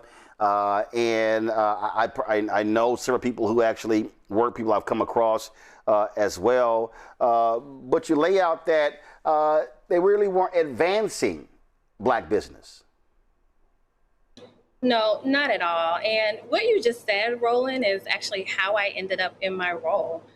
Chase came looking for me. I was gainfully employed, and I had, worked in somewhat of a partnership, or worked on a partnership with JPMorgan Chase. And they had just made this announcement about a bold $30 billion commitment to help close the racial wealth gap. And so when Chase came calling, that was right up my alley. I was, raised between two cities that are parts of the cradle of the civil rights movement. I was raised between Southwest Atlanta and Selma, Alabama. So I was raised by, foot soldiers of Selma, Alabama. But my career had always been in finance in banking. And so when Chase said, hey, $30 billion, we're going to help solve some of the, ills and, impacts that our communities have seen, especially during COVID. I was excited. I jumped at the opportunity. So that is exactly how I ended up at JPMorgan Chase. And looking at the allegations in here, you talk about, you lay out your role in joining them, places that you worked as well, but the sexual harassment you endured, and the treatment of black businesses. When you specifically talk about what JPMorgan Chase officials said about Ryan and the Gathering Spot, and they were they were upset with criticisms that he had leveraged against him, and so therefore they made those comments? So the interesting thing is, I wouldn't even call them criticisms. Ryan, as an educated, I think he has a law background, it was just natural for him to ask questions. And so he had questions about kind of the results of the racial equity commitment, this $30 billion commitment. And simply because he had questions and wanted some clarification, he wanted to know how to better support his community members, right? The Gathering Spot is all about community and kind of, lifting members, rise together. So I wouldn't say he was complaining. It wasn't upset. It was basic questions that anyone with, half a brain would ask. And for whatever reason, that was just especially upsetting to Chase, leadership. In hindsight, I know now that it was probably because there were no real results for them to share with, with Ryan Wilson. But yeah, they began to call him radical. At the time, his business was, kind of going through some transition. And, he even inquired about himself receiving, this part of this magnanimous, dollars that were being poured into the community that Chase spoke of. And, the message we got internally was don't touch him, don't go there. All of those things. I, again, being raised by foot soldiers, Selma, Alabama, that's not something I abided by. And more than that, internally, I really started to push back on that narrative because it was literally, kind of making its way through the organization. And I thought it was such an unfair characterization. I know Ryan generally, I know his reputation, I know his father's reputation. And, it was something I didn't take kindly to. But that was one of kind of just many examples of things that happened internally that were absolutely, converse to what we were saying publicly. Our marketing, our marketing headlines, essentially. It's hard to even come up with the word for what they were because they were rarely ever true. So yes, they started calling him a radical and would not even allow him to apply for lending. They discouraged him from applying for lending, which is against the Fair Lending Act. Tanvir, the lawsuit says that regarding the loans, they provided less lending to minorities after its public commitment than before. The stated lending commitment was to provide an incremental $2 billion in 15,000 loans to business in majority Black and Hispanic Latino neighbor communities over and above the 2019 baseline of $1.35 billion in such loans. However, instead of an incremental positive $2 billion change, by December 2022, the amount of loans provided by JPMC to these minority communities was lower than the 2019 baseline. In 2022, the overall total loans to minorities have been reduced by $1.18 billion from what it was in 2019, which was before the REC was even announced. The results were so paltry that any mention of business loans was hidden from JPMC's website, touting the racial equity commitment's progress. This is obviously a sharp contrast in watching Jamie Dimon go out there defending DEI and things along those lines. An allegation in our complaint where Mr. Dimon was in Atlanta, he was attending really lavish dinner with donors and high executives, while at the same time, and actually this dinner was being held in a former plantation, in contrast to effort to sort of market bank as providing these resources to the inner city, right? At the same time, you're having the CEO, again, project this image. Hey, we're powerful. We're gonna throw this plantation, which is incredible. So it was this sort of attitude of we're on one hand we're sort of helping them, but not really. We're gonna sort of a little paternalistic, patronizing type attitude towards minorities. Again, from our perspective, the bank took advantage of what was going on at the world at that time. Again, the tragic murder of George Floyd, Breonna Taylor. Took the opportunity, like many other companies did at this time, to use that and to fit their own narrative. Hey, look, we are here for minorities. We're here to bring equality, to bring justice. It's lip service. Right? Give it a few months. Give it. Saw this. By the time by 2022, 2023, they're backing away from what they literally promised. So it's really shameful, but not surprising. From these corporations are say on the one hand what they do behind closed doors. Rashida, I want to play for you. This was an interview with Jamie Dimon and Axios where DEI came up. And their families, and then their families for generations almost, and so it's hard to subject your family to that. And anyone who does it, I applaud, but it's hard. Democrats are less popular than the war, less popular than ICE after these raids and shootings in Minneapolis. Like, if there were a stock, you'd probably short them. Like, what happened? I think they just got too far to the left and too anti-business and too lack of common sense. I mean, when I look at things like a lot of, is climate a real issue? Yeah, it is. Did we do a lot of stuff that was intensely stupid? We did. And people know that. Did we overdo DEI in a lot of cases? Yeah, we did. And people know that. We look at, do people believe that Washington is not a swamp? Like, who on this show thinks if we give Washington another $1 trillion that it would be well spent as opposed to go out to their own special interest groups? The inefficiency they see in the system is extraordinary. And, the litigation. All right. So, Rashida, you heard him say he probably overdid DEI. And here's this huge announcement, comes in 2020, and you're saying, hell, not even 2 years in, they're stepping back. It became early on clear to some of us who were early hires that that the mission that we thought we were hired to do just was not there. So where I think many people were shocked by the time that this interview came out, a lot of us internally were not. It never seemed that there was a true commitment. And it definitely seemed, especially when there was a change, in the presidency, that it gave permission to just say what people have been thinking, leadership have been thinking and really doing all along. And so that made television, right? That made an interview that we all got to see.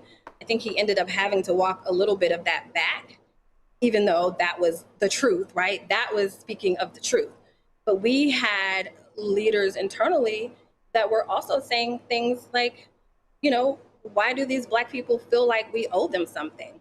And that happened on a call that I was on. And of course, I pushed back. My reminder was, I said, well, maybe they think that they're owed something because we made a public commitment for $30 billion to go toward access and resources to support them. When I saw that, I was shocked that it actually came out. I wasn't shocked that that's what the belief was. It obviously takes a lot to make a decision to file a lawsuit. Tanvir, what is your goal? My goal is to justice for Rashida. She is a very brave woman.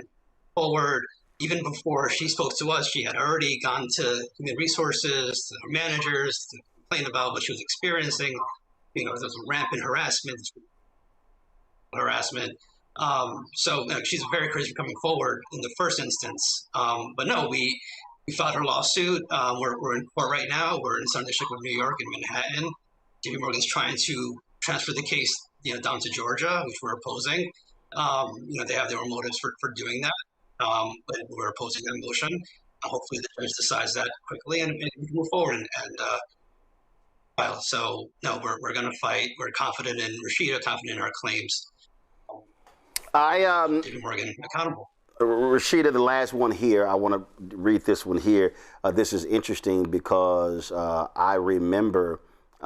This was after 2021. I remember having a meeting with JPMorgan Chase in New York in their ad agency, and even communicating with the chief world global officer of JPMorgan Chase as well. So this is the one that really got me. In another instance in June 2021, Ms. Winfrey openly clashed with the company's non-black marketing team when it suggested a promotional campaign for a virtual Juneteenth event with many team members being in New York. The marketing team wanted to promote the event by juxtaposing how slaves helped each other along the Underground Railroad with how JPMC was guiding black entrepreneurs to help each other through better networking. Ms. Winfrey complained that this strategy was deeply offensive, a sentiment shared by many others outside JPMC, including Natalie Cofield, whom President Biden appointed as the national head of women's business for the Small Business Administration. Ms. Winfrey had invited Ms. Cofield to participate in a panel discussion during the Juneteenth event. However, JPMC required Ms. Cofield, a black woman, to practice for her appearance, but did not require the same for Mark Morial, the president of the National Urban League, ultimately due to her disagreement with JPMC's Juneteenth marketing strategy of tying slavery to entrepreneurship, coupled with the disparate treatment she experienced in being mandated to practice for her appearance on the panel. Ms. Cofield declined to participate in the event. Wow. Shocked. I mean, shocked. I do want to clarify that Ms. Cofield's biggest frustration was just generally being able to see behind the curtains of what our culture looked like and felt like behind the scenes. Most people, including me, again, you're attracted and you have this thought that it's one of the most well-respected, but I think the biggest challenge was when you pull back that veil and you're able to see.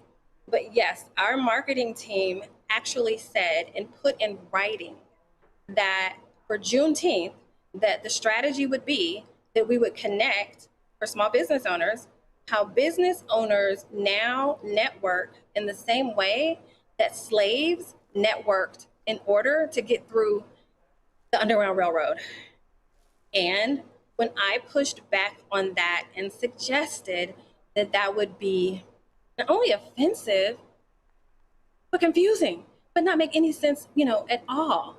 Of course, then the challenge was me and not the ridiculousness of comparing slavery and the Underground Railroad to those things that just fit the narrative of our $30 billion commitment that truly wasn't.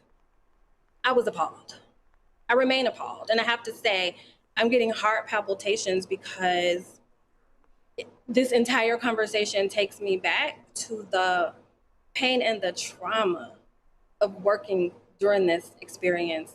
I was a highly credentialed woman who was actually recruited to come to this. And, to then get there and it come to all of this, I mean, who could ever imagine that these are the things that would be happening and being said about a community that we publicly were saying we were supporting? So that is one of the most shocking things to me also, Roland. Tavir, what are y'all seeking in damages? That's to be determined. There's categories of damages that we can obtain. There's a back pay. There's emotional distress. There's punitive damages, attorney's fees. So we're gonna seek the full panoply. Ms. Winfrey has been damaged. She was terminated ultimately, for bogus reasons. After, again, she complained, further about what she was experiencing. And yeah, she's had to move. She had to take another job at an inferior position, and so her life has been upended. She had to do the right thing, stood up, for what was right, herself, and this is what she was rewarded with, termination, and now she's in the aftermath. So, again, we look to hold Chase accountable to the full extent of the law. All right, then. Well, we appreciate both of y'all for joining us to discuss this lawsuit. Thank you, Roland. Thank you for having us. I'm going to go to Greg and Larry before I go to our Howard story. You know what, Greg, the reality is, we called it right here in this show. We made it clear to people. You got to keep your foot on their necks. These companies made all of these multi-billion-dollar commitments. They were gonna fall back on those commitments. JPMorgan Chase started rolling back their advancing pathways in 2025. Didn't even last 5 years. It goes to show you, in terms of history repeats itself. This sounds like exactly how white folks operated after Reconstruction or during Reconstruction. It does, Roland. It's complicated, brother. It's funny you mentioned Reconstruction because it makes me think about the Civil Rights Act of 1866, of course, and then the law that eventually found itself codified in places like 1981, Section 1981. And of course, as you read the same complaint that we did, she has Title VII claim there under Section 1981. She's also, filed with the EEOC. I don't know how that's going to work out, particularly given this administration. But when I say it's complicated, race isn't enough. Racial solidarity isn't enough. Representation isn't enough because three of the major characters in this drama, three of the major people in that complaint are Black men. And, I suspected it when I looked at how she has been harassed, the texts, the salacious kind of sexual innuendo trait. And then when I looked them up, I was like, damn. I remember maybe about 15 years ago, I had a student over at Howard Law School who wrote a paper on Title VII and how Title VII cases become more complicated when everybody involved is Black. You exposed Jamie Dimon, of course, and he's been doing that for a long time. He's come to Howard. I seen she spoke at Charter Day. I'm sitting in my academic regalia laughing, like, really, this is what we're doing right now? Those Africans that built Wall Street in Manhattan, as in Chase Manhattan, and the literal octagon that you have as your symbol is a cut section of a water pipe. That's some of the work those captive Africans did. You're going to talk about that while these Negroes are standing here clapping. It reminds me of what Hosea Williams told James Baldwin in Atlanta when he said, this is not what Dr. King was fighting for some Negroes to get up into these suites and then have a class division against the rest of us. In reading the complaint, Sister Winfrey has been harmed. And she, I think, will be compensated. I think that Mr. Rahman and his firm will be able to do that. I'm thinking, like you always think, Roland, I think we all do, about the structural reforms and what happens, how do we hold ourselves responsible in a community when her Title VII claim, her sexual discrimination claim, involves more Black men who worked in there with JPMorgan than anything else.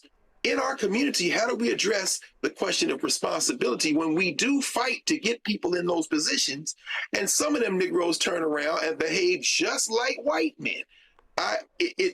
Brother, that complaint, man, I'm just sitting there shaking my head and because how many times have we seen that, Roland? How many times have you seen it? We fight to get somebody in the room and then they turn around and act like the people who we were fighting to get them in the room. It's a difficult situation. See, I remember vividly, Larry, when they announced their advancing Black pathways. In fact, I'm looking here to see. So this is the actual press release. It's still up on their website. I didn't see a date on here. I'll try to, it lays out grows existing firm efforts to expand. Entrepreneurs of Color Fund expands to Greater Washington area. You see this here. Making the economy work for more people is not only a moral obligation, it's a business imperative. This is, they're quoting Thasanda Duckett, CEO. This is when she was with JPMorgan Chase's Consumer Bank. She's now over CEO of another company. Strengthen education and job training, grow careers, build wealth, fellowship initiative, all this stuff. And so it's real simple. It ain't hard. Did you meet your commitment? Did you increase loans or did they decrease? And the issue that I have with initiatives like this, and I'm always paying attention to this, Larry, is are they real or are they performative? And see, this is the thing that I need Black people, Black organizations to stop doing. I need Black organizations, when these initiatives roll out, and I'm talking about a series of Black organizations, I'm talking about civil rights groups. I'm talking about advertising groups. I'm talking about all sorts of groups. We gotta stop thinking that when somebody comes and presents a sponsorship check, we should be handing them an award for being a community partner. And see, I'm always about check the numbers, check the data. I have said this to the NAACP, to the National Urban League, to Rainbow Push. I've said it to NAN. I've said it to Ad Color. I've said it to numerous groups. Stop letting people hand us a crumb because they bought a table or sponsored a workshop or sponsored a convention, and we're getting left out of billions and billions of dollars of capital. Yeah, Roland, there's some really hard questions that really no one wants to ask. They really don't want to ask these questions. They really don't have the answers. You had some really important points as it relates to like a sponsorship. We see this all the time in the Black community, with, large banks like this, whether it's like a Black History Month or Juneteenth or, something else related, to Blackness in America. And they sponsor these events and maybe annually for 10, 15, 20 years. But it's small numbers as you highlighted. And this is a much larger issue with Chase and banking in America in terms of, we talked earlier about systemic racism. Chase is not the first time they've been called on the carpet as it relates to their policies. This is a little bit of pulling back the curtain, and we get this, and someone who was there internally to unpack some of the challenges that are occurring and the contradiction in terms of what the marketing team is doing in terms of publicly, but what they're doing internally or the lack thereof of their commitment to making sure that Black communities get an equal share of the pie. In fact, more, considering the challenges we mentioned. We talked about Jim Crow and everything else and historically in the United States. And then the larger issue of housing, job training, et cetera, that Black people have been locked out of and continue to be locked out of. And then the role switch in terms of George Floyd, Breonna Taylor, and some of the other things that some of these organizations did during COVID, talked about we commit to the Black community, and then their role switch because of politics. And this speaks to commitment to the cause and the moral commitment to making sure that Black people have the opportunity to do well in this country and buy homes, have small, larger businesses, and not simply live, but our communities thrive. And this proves, once again, pulling the curtain back, that not only this Rashid had to deal with misogyny in terms of racism and racism and gender, how it intersects, but also larger questions about the true commitment of the bank to making sure Black people are treated equally. And last thing before I go to a quick break, so we discuss the Howard University story. I also need Black people who help put their name in the press release to be held accountable and hold JPMorgan accountable. This is the press release. JPMorgan Chase said, leveraging expertise, Sekou Kalon will lead advancing Black pathways, reporting to executive sponsor Basunda Duckett. She later left to become CEO of another company.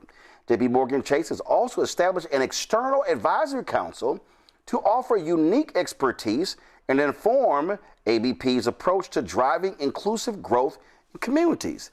The council consists of the following civic and business leaders: James Bale, board director at JPMorgan Chase, Dow Chemical, Chicago Urban League, World Business Chicago, and Apple. Maverick Carter, business manager for LeBron James and CEO of Spring Hill Entertainment and Uninterrupted. Richelieu Dennis, founder of Sundial Brands, Essence Ventures, and owner of Essence Communications.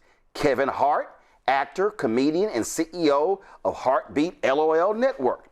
Melody Hobson, president of Ariel Investments, head of the Economic Club of Chicago, and board director at JPMorgan Chase, Starbucks, and Estee Lauder. Andre Hoffman, founder and CEO of Culture Shift Labs.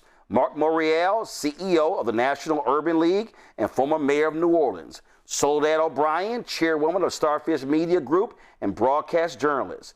Secretary Colin Powell, former U.S. Secretary of State and U.S. Army General. James Reed, Ashley Stewart, CEO, founder and president of Firepine Group. Secretary Condoleezza Rice, former U.S. Secretary of State, former National Security Advisor, and professor at Stanford Graduate School of Business. Michael Sorrell, president of Paul Quinn College. Now, first of all, Secretary Powell, he's deceased. Everybody else on here is still here. They should be saying to us, did Advancing Pathways meet their commitments? It's called accountability. I'll be right back. This week on the other side of change. Black life, Black death, in a country that was never built for us. We are talking about 18-year-old Nolan Wells, his family's search for answers, and the way that our own trauma is showing up in how we are reacting to the news. Where was Nolan in the 90 minutes between when you're claiming you last saw him and when you actually left the island? Because 90 minutes is a lot of time. So where was he? Tune in on The Other Side of Change, only on the Black Star Network.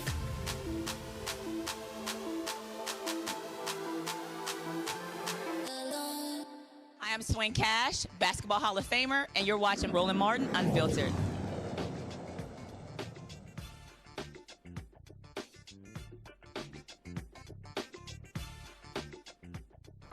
Folks, social media blew up last night and today when hundreds of Howard University's incoming freshmen say they have been disenrolled just weeks before they were supposed to move in.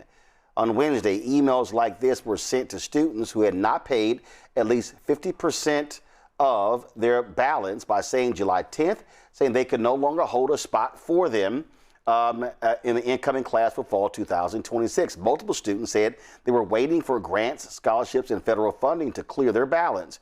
They were not aware that if the funds were not applied by July 10th, they would be unenrolled. Howard alums, students, and parents are enraged by the university's decision and are speaking out against it. First of all, let's show the statement from Howard University, please. They put it on social media.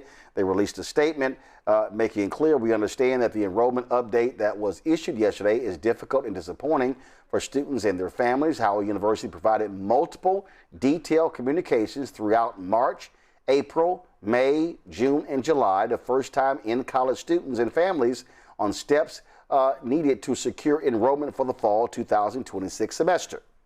Notifications included emails, personalized financial aid information, videos, and Bison prep sessions to help incoming students understand the tuition payment requirements, payment plan options, the process for reporting outside scholarships, and the deadlines necessary to secure their enrollment.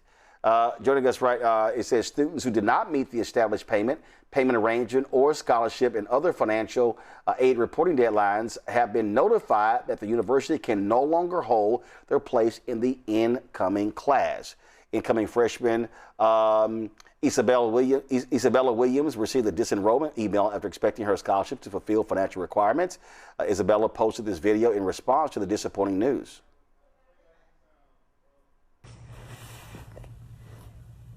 I don't like being emotional. I don't like showing any sort of fear. But never in my life have I been so disappointed. Never in my life have I gotten so far and worked so hard for it to be stripped from me on a random Wednesday, when I was promised and told by people that what I was doing was okay, that everything was fine, and that my scholarships could come through later. And then I'm suddenly unenrolled from a dream school, from a school that I worked so hard to get into, to afford to go to, because my mother wasn't able to continue her education there for the same reason. This is unacceptable. I'm not accepting this. As I put in my notes, still we rise. Please be kind. Please be kind to me. Please be kind to the students going through this. Please be kind to yourself. If you're currently a student, or if you're an incoming one, or you were supposed to be an incoming one, things work out. Things will work out. I promise they will. But that doesn't mean it's not hard. But I'm hoping that I can get through this. And I hope that this can be motivation to everyone and anyone that bad things can happen and we will still rise. And the sun will come up the next day. And I'll still be able to help people the way that I want to. Because nothing will stand in the way of my light, even if it feels like it is. I love you all. I love you all very much. Folks, there are a number of videos like that with incoming first-year students now left to their own devices. Organizations like the Esther Funds Foundation are now trying to step in and support. They posted a statement offering aid to the incoming Howard freshmen, sharing that the Esther Funds Foundation stands with Howard University students facing sudden enrollment uncertainty. We recognize how frightening and destabilizing this moment can be, and this is exactly why EFF exists, to help students navigate financial emergencies, resource gaps, and barriers that threaten their path to graduation. Affected students may email nationals@estherfundsinc.org with the subject Howard Student Support, and include a brief summary of the deadline they are facing and a redacted screenshot when helpful. They ask, please do not email social security numbers, passwords, verification codes, tax returns, or full financial account details. Isabella Williams and Laverne Mickens, a parent widely known for providing college funding resources, known as the Scholarship College Mama on social media, join us right now. So, Isabella, I'll start with you. Howard said notifications were sent over a period of months. Did you receive those? Received those emails, and I directly contacted financial office to ensure that I was good to go.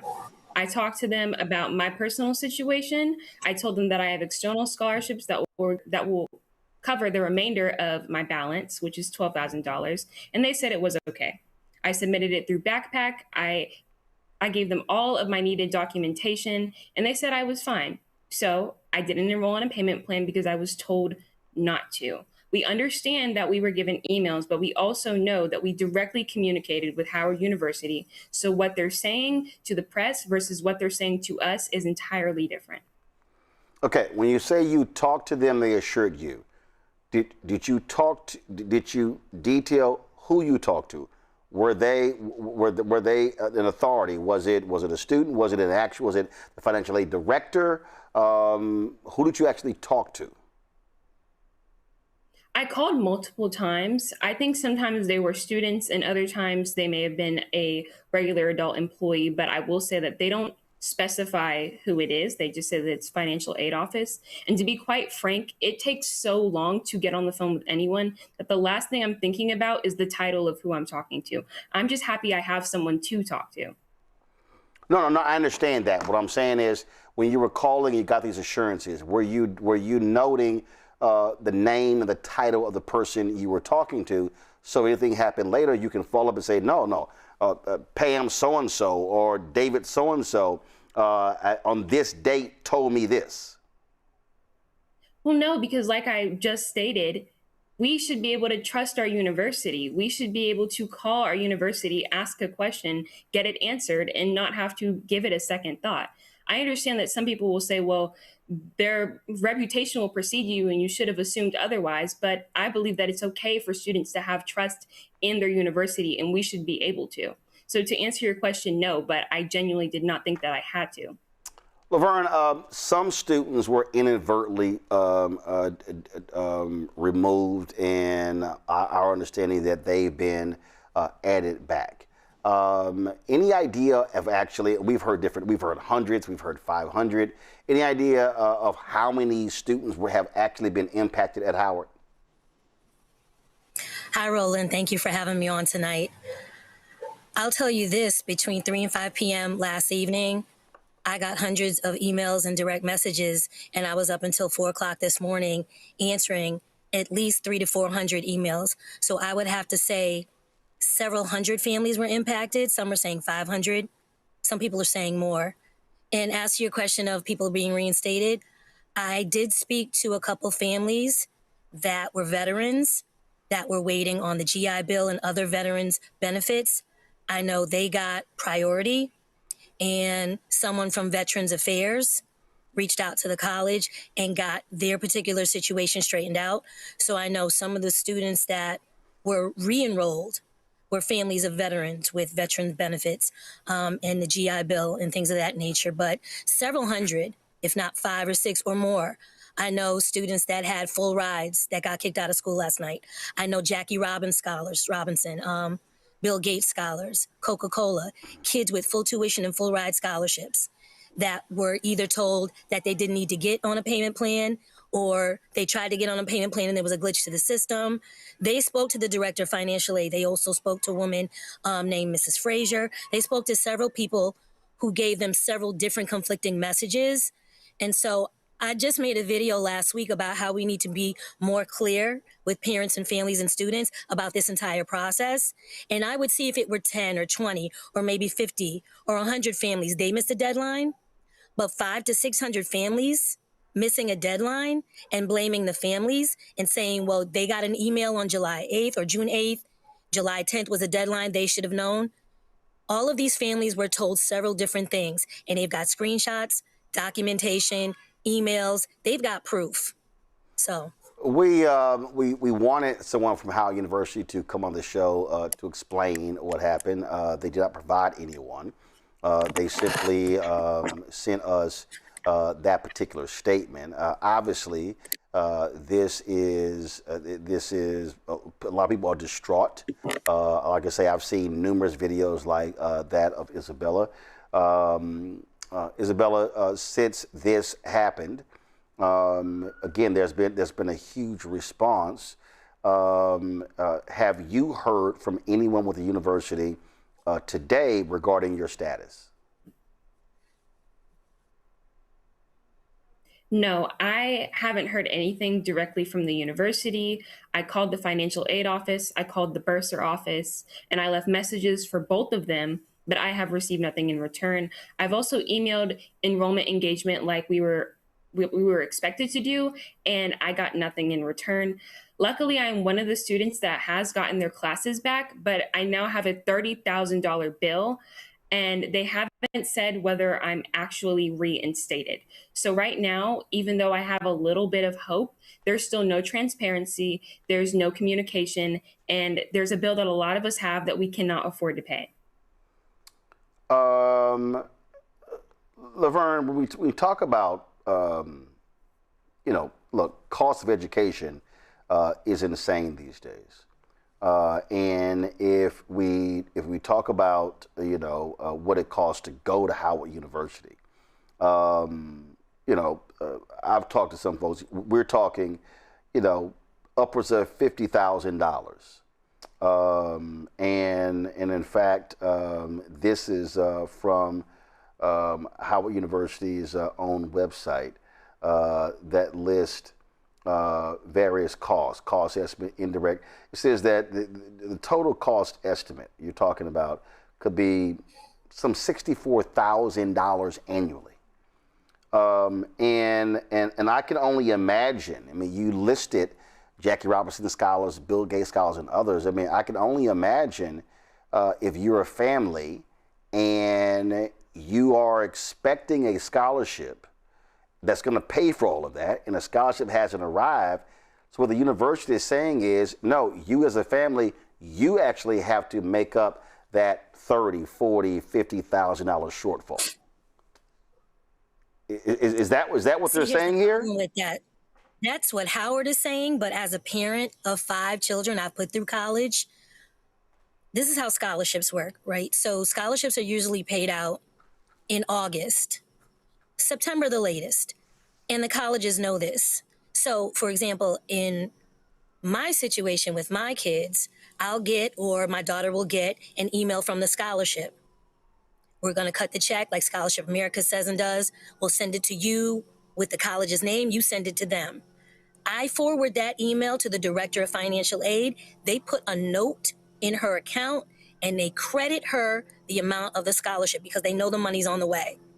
They never tell me, well, Mrs. Mickens, we know you won the scholarship, but you've got to swipe your card and pay this money. What they will say is you need to have possibly a zero balance either before you step foot on campus or before classes start. But scholarships usually pay out in August and September, especially big national well-known scholarships that are $20, $30, $40, $50,000, which a lot of these kids won these scholarships. Howard is not new. How old is Howard University? They've been taking these students with these scholarships for how many years? They know how this works. They know how scholarships work. They know how grants work. They even know how loan disbursements work. And even with the big, beautiful bill and the changes on July 1st to Parent Plus loans, direct subsidized, unsubsidized loans, Pell Grants, SEOG grants, and all of that, even with those changes, the amount of money that will be dispersed at a certain time, they're supposed to communicate with the parents. They're supposed to communicate with the student. I think what happened is students turn 18 and what happens? We've got FERPA laws. They are talking only to the students because according to them, the student is the adult. And they send all those emails to their howard.edu email, which by the way, they've been kicked out of school. They don't even have access to that email anymore. They're not communicating with the parents. I don't know if the student is communicating with the parent. There's just miscommunication all around. So like I said, I know kids with scholarships, with grants. I know kids waiting on their loans, Parent Plus loans haven't been paid out yet. And of course, the GI Bill and military aid hadn't been paid out yet.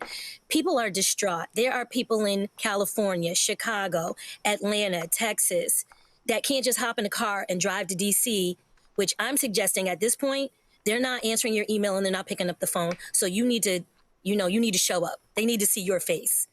Because clearly Howard is playing in everyone's faces and you need to show up and let them know this is serious and where's the pivot to plan B? Because I know kids that turn down full rides to other schools to go to their dream school, Howard, which is now turning into their nightmare. Going to my panel. Greg, you're a professor there at Howard University. I'm quite sure you have heard these stories before. I'm trying to speak very deliberately right now. This is as familiar to me as the chair I'm sitting in right now. I know it's not only Howard either. So, young Sister Williams, I expect to see you on campus very shortly. And I want you to know, and I want everybody to know, the faculty know nothing about this. Because as you said, Sister Mickens, as you know, we don't get any of those emails. A university is this, quite simply. One of my colleagues said this many years ago. It is the students and the faculty. They're not coming to the swag surf, the Greek-led organizations, the football game, the parties. They're coming to the class. Everybody else is there to facilitate that enterprise, and everything else surrounds that. When you have a system where we are not aware of this, I'm aware of it because I, like a lot of people, am in with these students and their families, their communities. So I got I didn't get nearly as much as you did, Sister Mickens, because people look at you as a problem solver, and rightfully so. But this is not new. This isn't just black schools. When I was at Tennessee State as a second year trying to get my SEOG and BEOG, Homer Wheaton, who was the longtime director of financial aid at Tennessee State, would sit in his office with a line of students outside and work whatever magic he needed to work to make it work, and then say, don't worry about it. So when you say, Isabella, that you relied to your detriment, I hate to use that legal language because I suspect there may be some lawsuits coming, but when you relied on the person or persons you talked to, that is something you should have been able to rely on, because that's what, as we just heard from Sister Mickens, students have been relying on for as long as scholarships and aid have hit the accounts after the school starts even. Now, I will end with this just for now, because again, I'm trying to be very deliberate about this. Howard said in that same statement they sent you, Roland, that I saw a copy of an email because somebody sent it to me, because we don't get those emails. The faculty don't get them, y'all. Please understand that. And then they put it on their website. Everybody can look at it at the dig.howard.edu, that the university is reviewing information related to anticipated scholarship funding and other financial aid where appropriate, and will consider relevant circumstances presented Regarding pending scholarship awards and financial aid resources, shout out to whichever lawyer they paid to write that sentence so that it's indeterminate enough to say that if we continue to mess up. However, if you got the GI Bill, what you say, sis, they starting with that one first, right? All of that money is going to be taken and hit. But I will say this to you, Sister Isabella.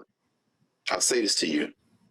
People will accuse that of being the Howard way or the Hampton way or the Morehouse or Spelman way. But this is quite frankly the moment you have learned that some of the things that are going to help you rise to the top of whatever profession you're in, you can't trust nobody.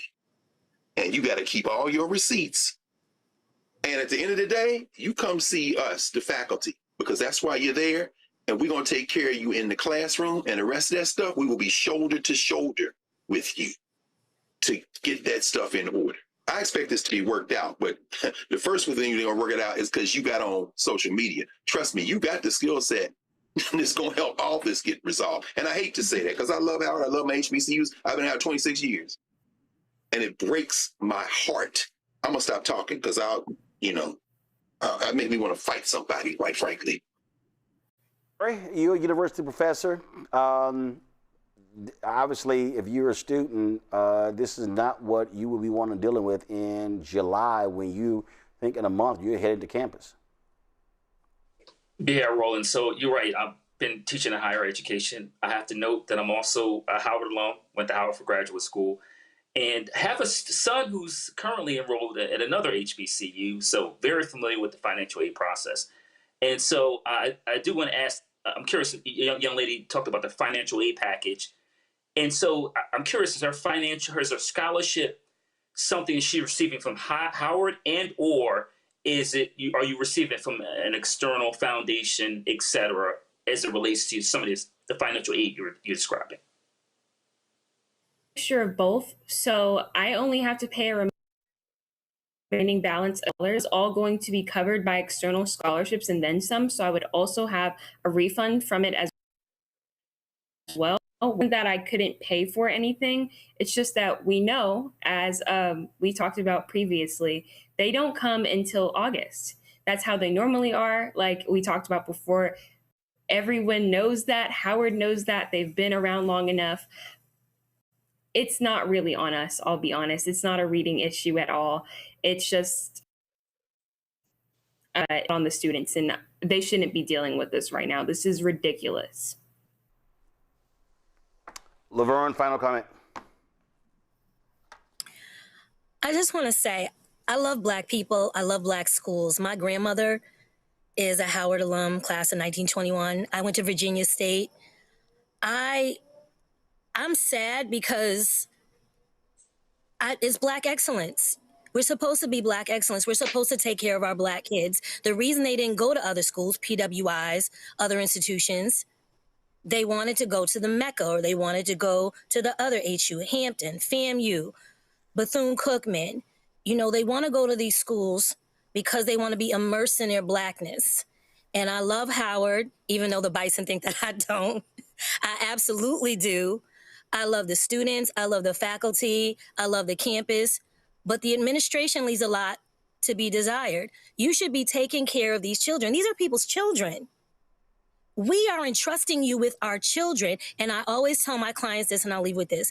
The way a university or college treats you during the college admissions and financial aid process is the way they'll treat you all 4 years. You better go to the school that values you. And the way they show the value is not only in the financial aid package, follow the money, but in how they treat you all throughout the process. And I'm going to just leave you with that. In the email that Howard University sent us, they said students with questions about their enrollment status should contact the Office of Enrollment Management at enrollmentmanagement@howard.edu. Students with general questions about Howard University scholarships and other financial aid should contact the Office of Financial Aid at finaid@howard.edu. Student with questions regarding pending scholarships and student account balances should contact the Office of the Bursar at bursar, B-U-R-S-A-R, help@howard.edu. Isabella and Laverne, we appreciate it. Thanks a lot. Thank you. Thank you. I would say this here, and that is, Howard says numerous notices were sent.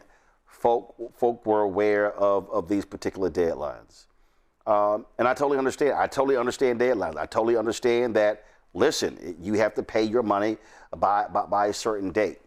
On the flip side is, if you have students that you know are receiving scholarships, especially from major groups like Jackie Robinson scholars and Bill Gates scholars, then you know when that money is coming in. You know this. So to me, what makes sense, and again, I've reached out to President Wayne Frederick. I've reached out to others directly. And my deal is very simple. If I'm Howard University, I got folk working on this 24 hours around the clock. That's what I got going on. Because again, what you don't want to do is be getting killed and destroyed on social media. You've got folks saying Howard University is $1 billion endowment. How is it that you're not helping students, whatever? You want to resolve the issue. And I think Laverne is right. If you had 20 or 30 students, that's a different issue. If you got 400 to 500, that's another issue. But I want to say this here, which is also separate from this. Because for students who have scholarships and everything is being paid for, that's a different conversation.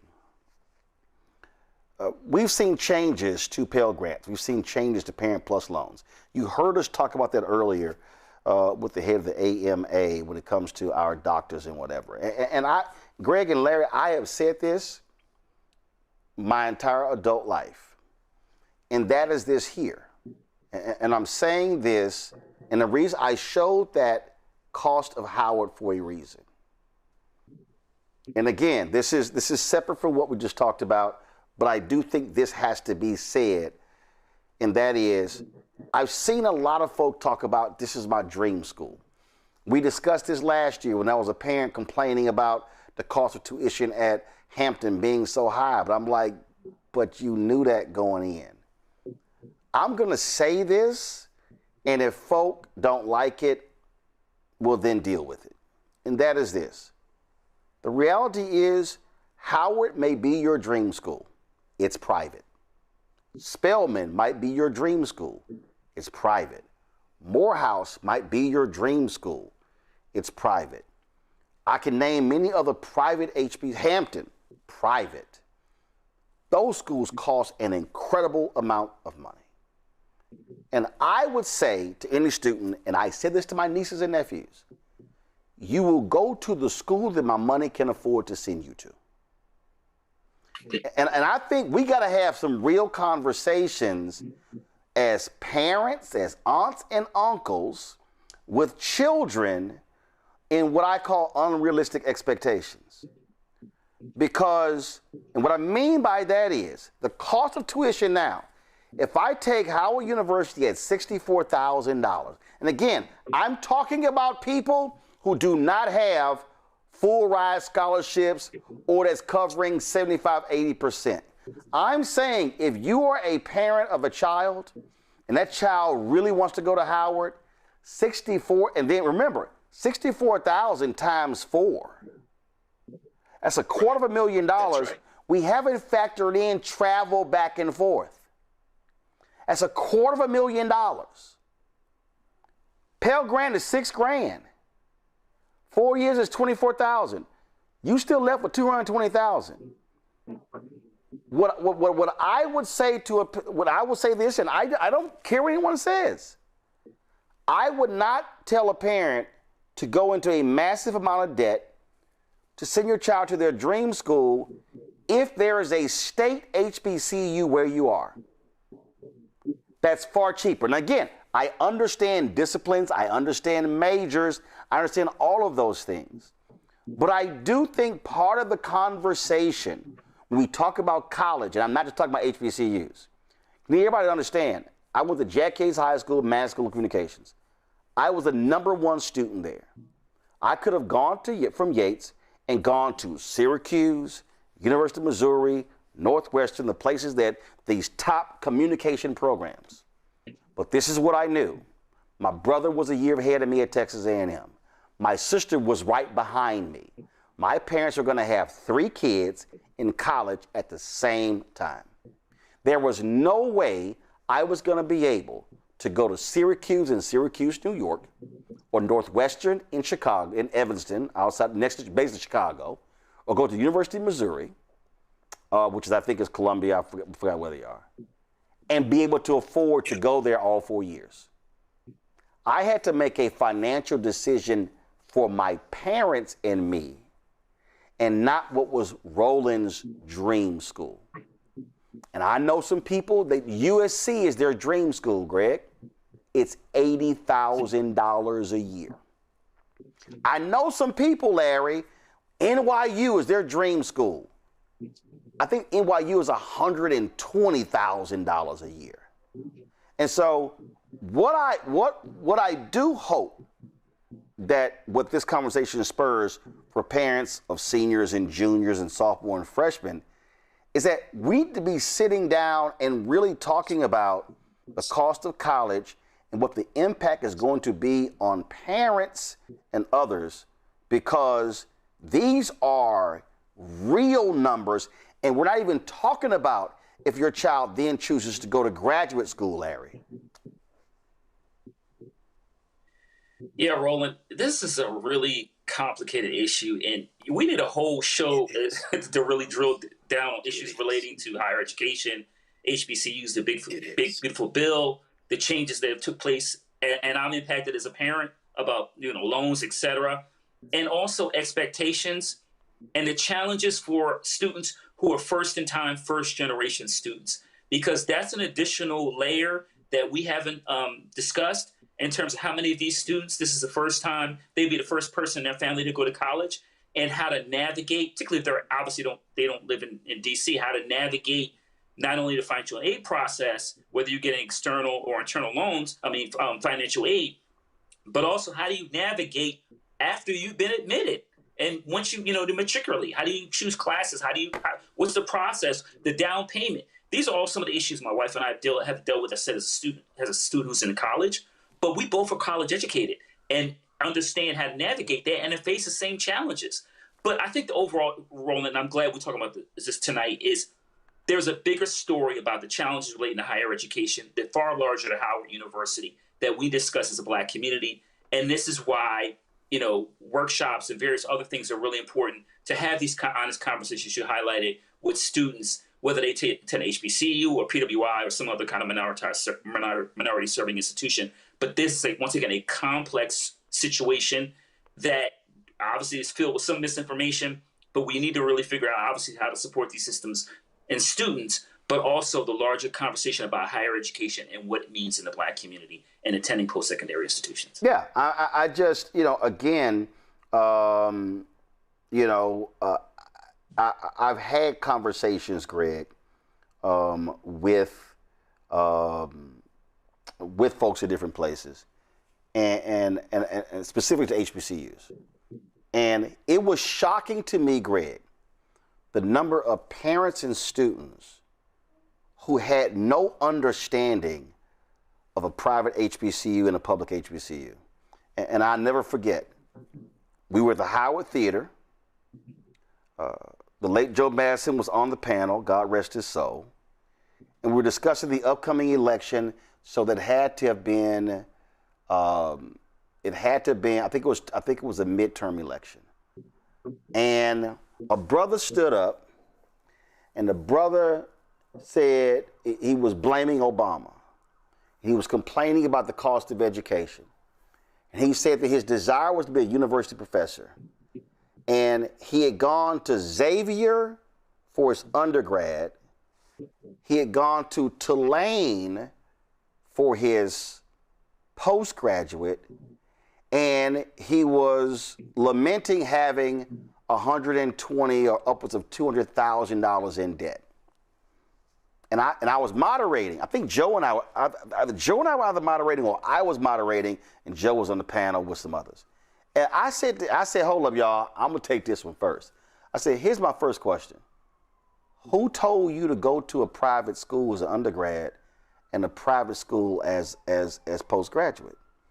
And I said, how are you blaming Obama for your student loan costs when that was a decision that you made? And it was crazy. He never factored in that they were actually private institutions who were higher than state schools. This is the moment when I think about the possibilities of Black life in this country. And I will never give up, but it's difficult. He probably didn't think about it because when we think about our Black schools, we don't make that distinction. We don't distinguish between a Wilberforce and a Cheney. We don't distinguish between a Lincoln University and a Tennessee State. We don't distinguish between a Texas Southern or a Paul Quinn. I think there are at least three different issues here. The first one is, and I echo what, Larry, what you said, brother, what is college, particularly in the age of AI? We, I just finished summer school. We teach a class in African Studies for the incoming student athletes. Shout out to Coach Ty, the women's basketball coach, my man KB, Kenny Blakeney, the men's basketball coach, Coach Ted White, football players. So we had all of them, the volleyball players. And, they're on scholarship. They are employees of the university, effectively. And then we had a class we just wrapped up with students in the social sciences and humanities scholarship program and the CAR STEM scholars. They are on a full ride scholarship, about 60 of them. Their closing ceremony is tomorrow evening. They are shielded from the conversation we're having right now. But what is college? A lot of students, and in Texas, you see this a lot. We're beginning to see it a lot now at our schools. Students are in dual enrollment. We see students showing up who have an associate's degree in high school that they earned while in high school. They then transfer those hours, and they've effectively cut off 2 years of their college experience, thereby at a place like Howard saving $130,000. It's a smart move, but then it asks the question, are you in college to complete a course of study and graduate? Or are you also in college as a socialization? Because then you get a bunch of 20-year-olds and 19-year-olds, 20-year-olds graduating from college who perhaps are there to move right through. It makes a whole lot of sense fiscally. But that's another question. The second of the three is, what is the nature of HBCU education? I think that's where what you just described comes into focus. A young man wanting to be a college professor who would look at me and say, I want to do what you do. Well, I'm telling you right now, brother, if you come out $250,000 in debt, you're in trouble, because I also teach at the law school. And I know Howard law students who have amassed incredible debt they can retire in a relatively short order if they take a job in big law, which means they don't take the path that one of my former students who's now sitting in the United States Congress, Summer Lee, took.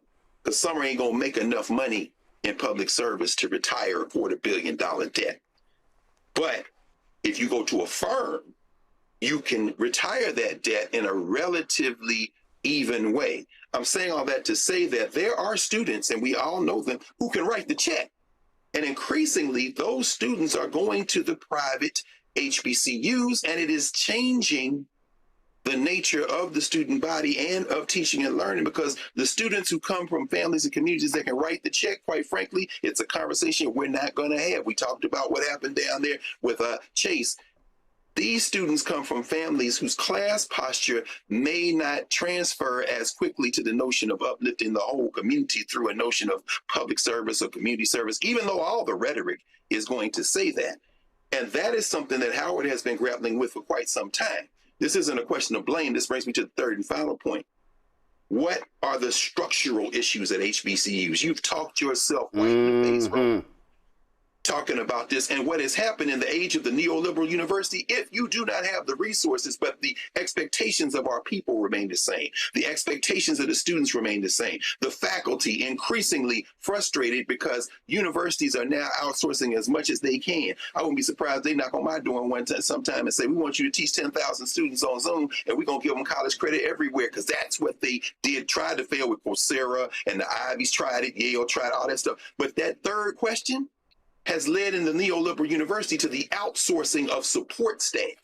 Howard is no different. Howard's not an outlier in this. What do I mean by this? You call financial aid, and you're getting a call center that is no longer on campus. I can't walk in and see Mr. Wheaton like I did 40 years ago. Mr. Wheaton don't exist. Somebody has outsourced a lot of that work. And so then what happens is, with a bloodless situation like that, you end up in a situation where even as a young person, you learn to walk the campus, go into the room. Then you realize instead of 10 people in the bursar's office, there is now 1 or 2. And that stuff is now electronic. And then AI is going to replace more and more of it. So what happens is, what happened this at Howard? See, I was bemused by it, familiar with a lot of it. But when that child said this, the dawn hit. She said, they told me it would be all right. Let me tell you something. That is the entire history of HBCU education, particularly when it relates to financial aid. It'll be okay. It's going to come. We heard her say it. It's going to be okay. And then something happens in a space that is no longer under the direct control of the institution. It's still under control, but it may be outsourced. It may be an algorithm. And then, boom, everybody gone. And it's like, what? There's nobody with any institutional memory that says, wait a minute, hold, everybody calm down. Mm-hmm. Quite frankly, I'll be candid here. Again, I don't want to say too much, but this led to a structural failure that blew up buildings at Howard and other universities. When it's like, look, you need the old heads around and say, look, don't take that temperature down below this degree. Mm-hmm. But when you lose institutional memory, you lose that, and you don't have the infrastructure. So this is not a blame game. It's an assessment in real time of what we just saw. They're going to fix this. But the simple fact of the matter is they shouldn't have had to do it. Between the pressures of the neoliberal university, between the question of the nature of HBCU education, and then the broader question of what is college, young people who have figured this out are showing up at our universities now with 2 years of college under their belt and cutting that tuition down. My niece, who is a country level top tier track student, been wanting to go to Howard since she could run around on that campus, come see me. She is at North Carolina A&T and having the time of her life. And I wear so much A&T stuff around Howard's campus, they think I'm a visiting professor. I went to Tennessee State University. Do you understand what I'm saying, Roland Martin? I am an HBCU field Negro. Please understand. If your child has Howard as a dream school, come. But if you can't afford it, I promise for God, Alabama State is a great, not only alternative, you will not regret it. You got to treat HBCUs like there's 105 of them and it's one big campus with 105 locations, as far as I'm concerned, bro. I had somebody, we're way over time, but this is a critically important conversation. Man, I'm sorry about that, bro. No, that's not you, it's me. I'm the one who took it over time. I had somebody in the chat say, when this will happen with white schools, go to my iPad. See, this is why y'all need to stop saying dumb shit. This right here, okay, tracking college closures and mergers. At least 49 colleges have closed or announced closures, and at least 40 have merged since March 2020. More than 50,000 students have been impacted. So I need y'all to recognize there's a thing called the college cliff. We are seeing declining enrollment in K through 12. Y'all, Tulane and Oregon have announced that their enrollment is declining. Temple University, Philadelphia, absolutely, has talked about a $200 million shortfall because of declining student enrollment. Y'all, that's population shifts. I need y'all to hear what I'm saying. That's right. Okay, so if you're seeing fewer babies being born, y'all need to see, do y'all now understand why immigration is an issue? Because see, I've done 21, 22 college commencements. And when I did Morgan State's commencement, the number of students from the Middle East who were in the graduating class, see, y'all ain't paying attention. A lot of y'all don't realize that other nations, 107 HBCUs, or the number could be higher, but let's just say other HBCUs, it's about 250 to 270,000 students. 20% of the students at HBCUs are non-black. That's right. So people need to understand what's going on here. What I am saying, that this is a moment that these parents are going through all this stuff right now. If you have a child who is a senior, or who is a junior or sophomore or freshman or 8th, 7th, 6th, 5th, 4th, 3rd, 2nd, 1st, kindergarten, pre-K, the moment that child comes out the womb, you need to be looking at the reality of college education. These programs which allow you to put money away that then is invested and grows, we should be maximizing in those programs. Because what too many of us are doing, we're waiting until they graduate from high school to go, how are we going to pay for this? The other thing, though, is, and this is why I started this, is we have to make smart financial decisions.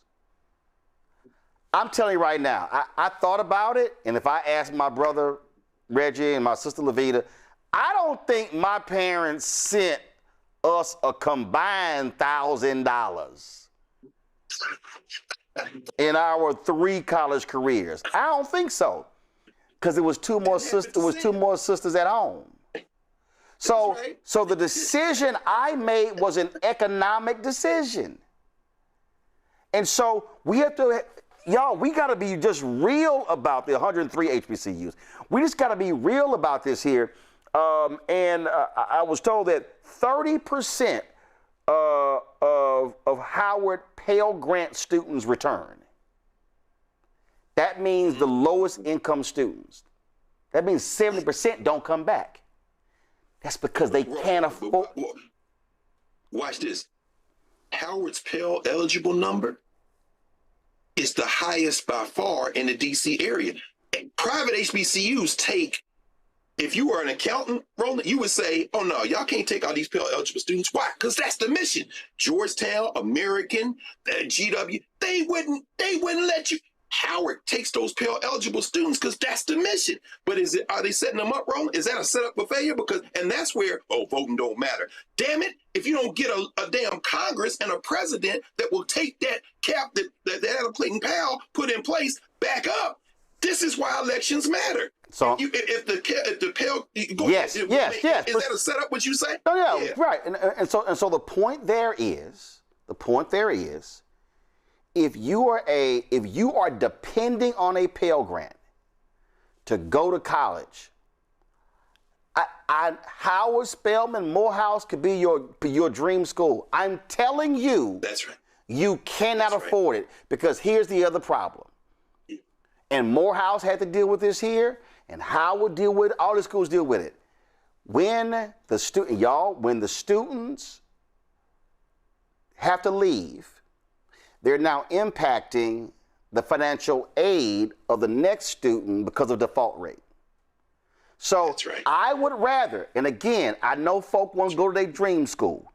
I would rather folk go to places closer to home. I would rather you go to a state school, and I'm not hating on private HBCUs, private PWIs. I'm simply saying, go where your money can afford to send you, because the goal is to graduate. The goal is not to try to go to your dream school and go there for 1 year and then come home, and now you got to go to work, and then now you got to go somewhere else, and now you got to come out, and now all of a sudden your college experience is 6, 7, 8, 9 years. College, the cost of going to college is arguably, and when I look at home prices, it's arguably going to be the first or the second largest financial decision you will make in your entire life. If I'm looking at $150,000, $200,000, $250,000 in student loan debt, y'all, we got to be having honest conversations about you going to school where my money can afford to send you. And we got to, and listen, and I believe in aspiration. I believe in all of that. I also believe in reality.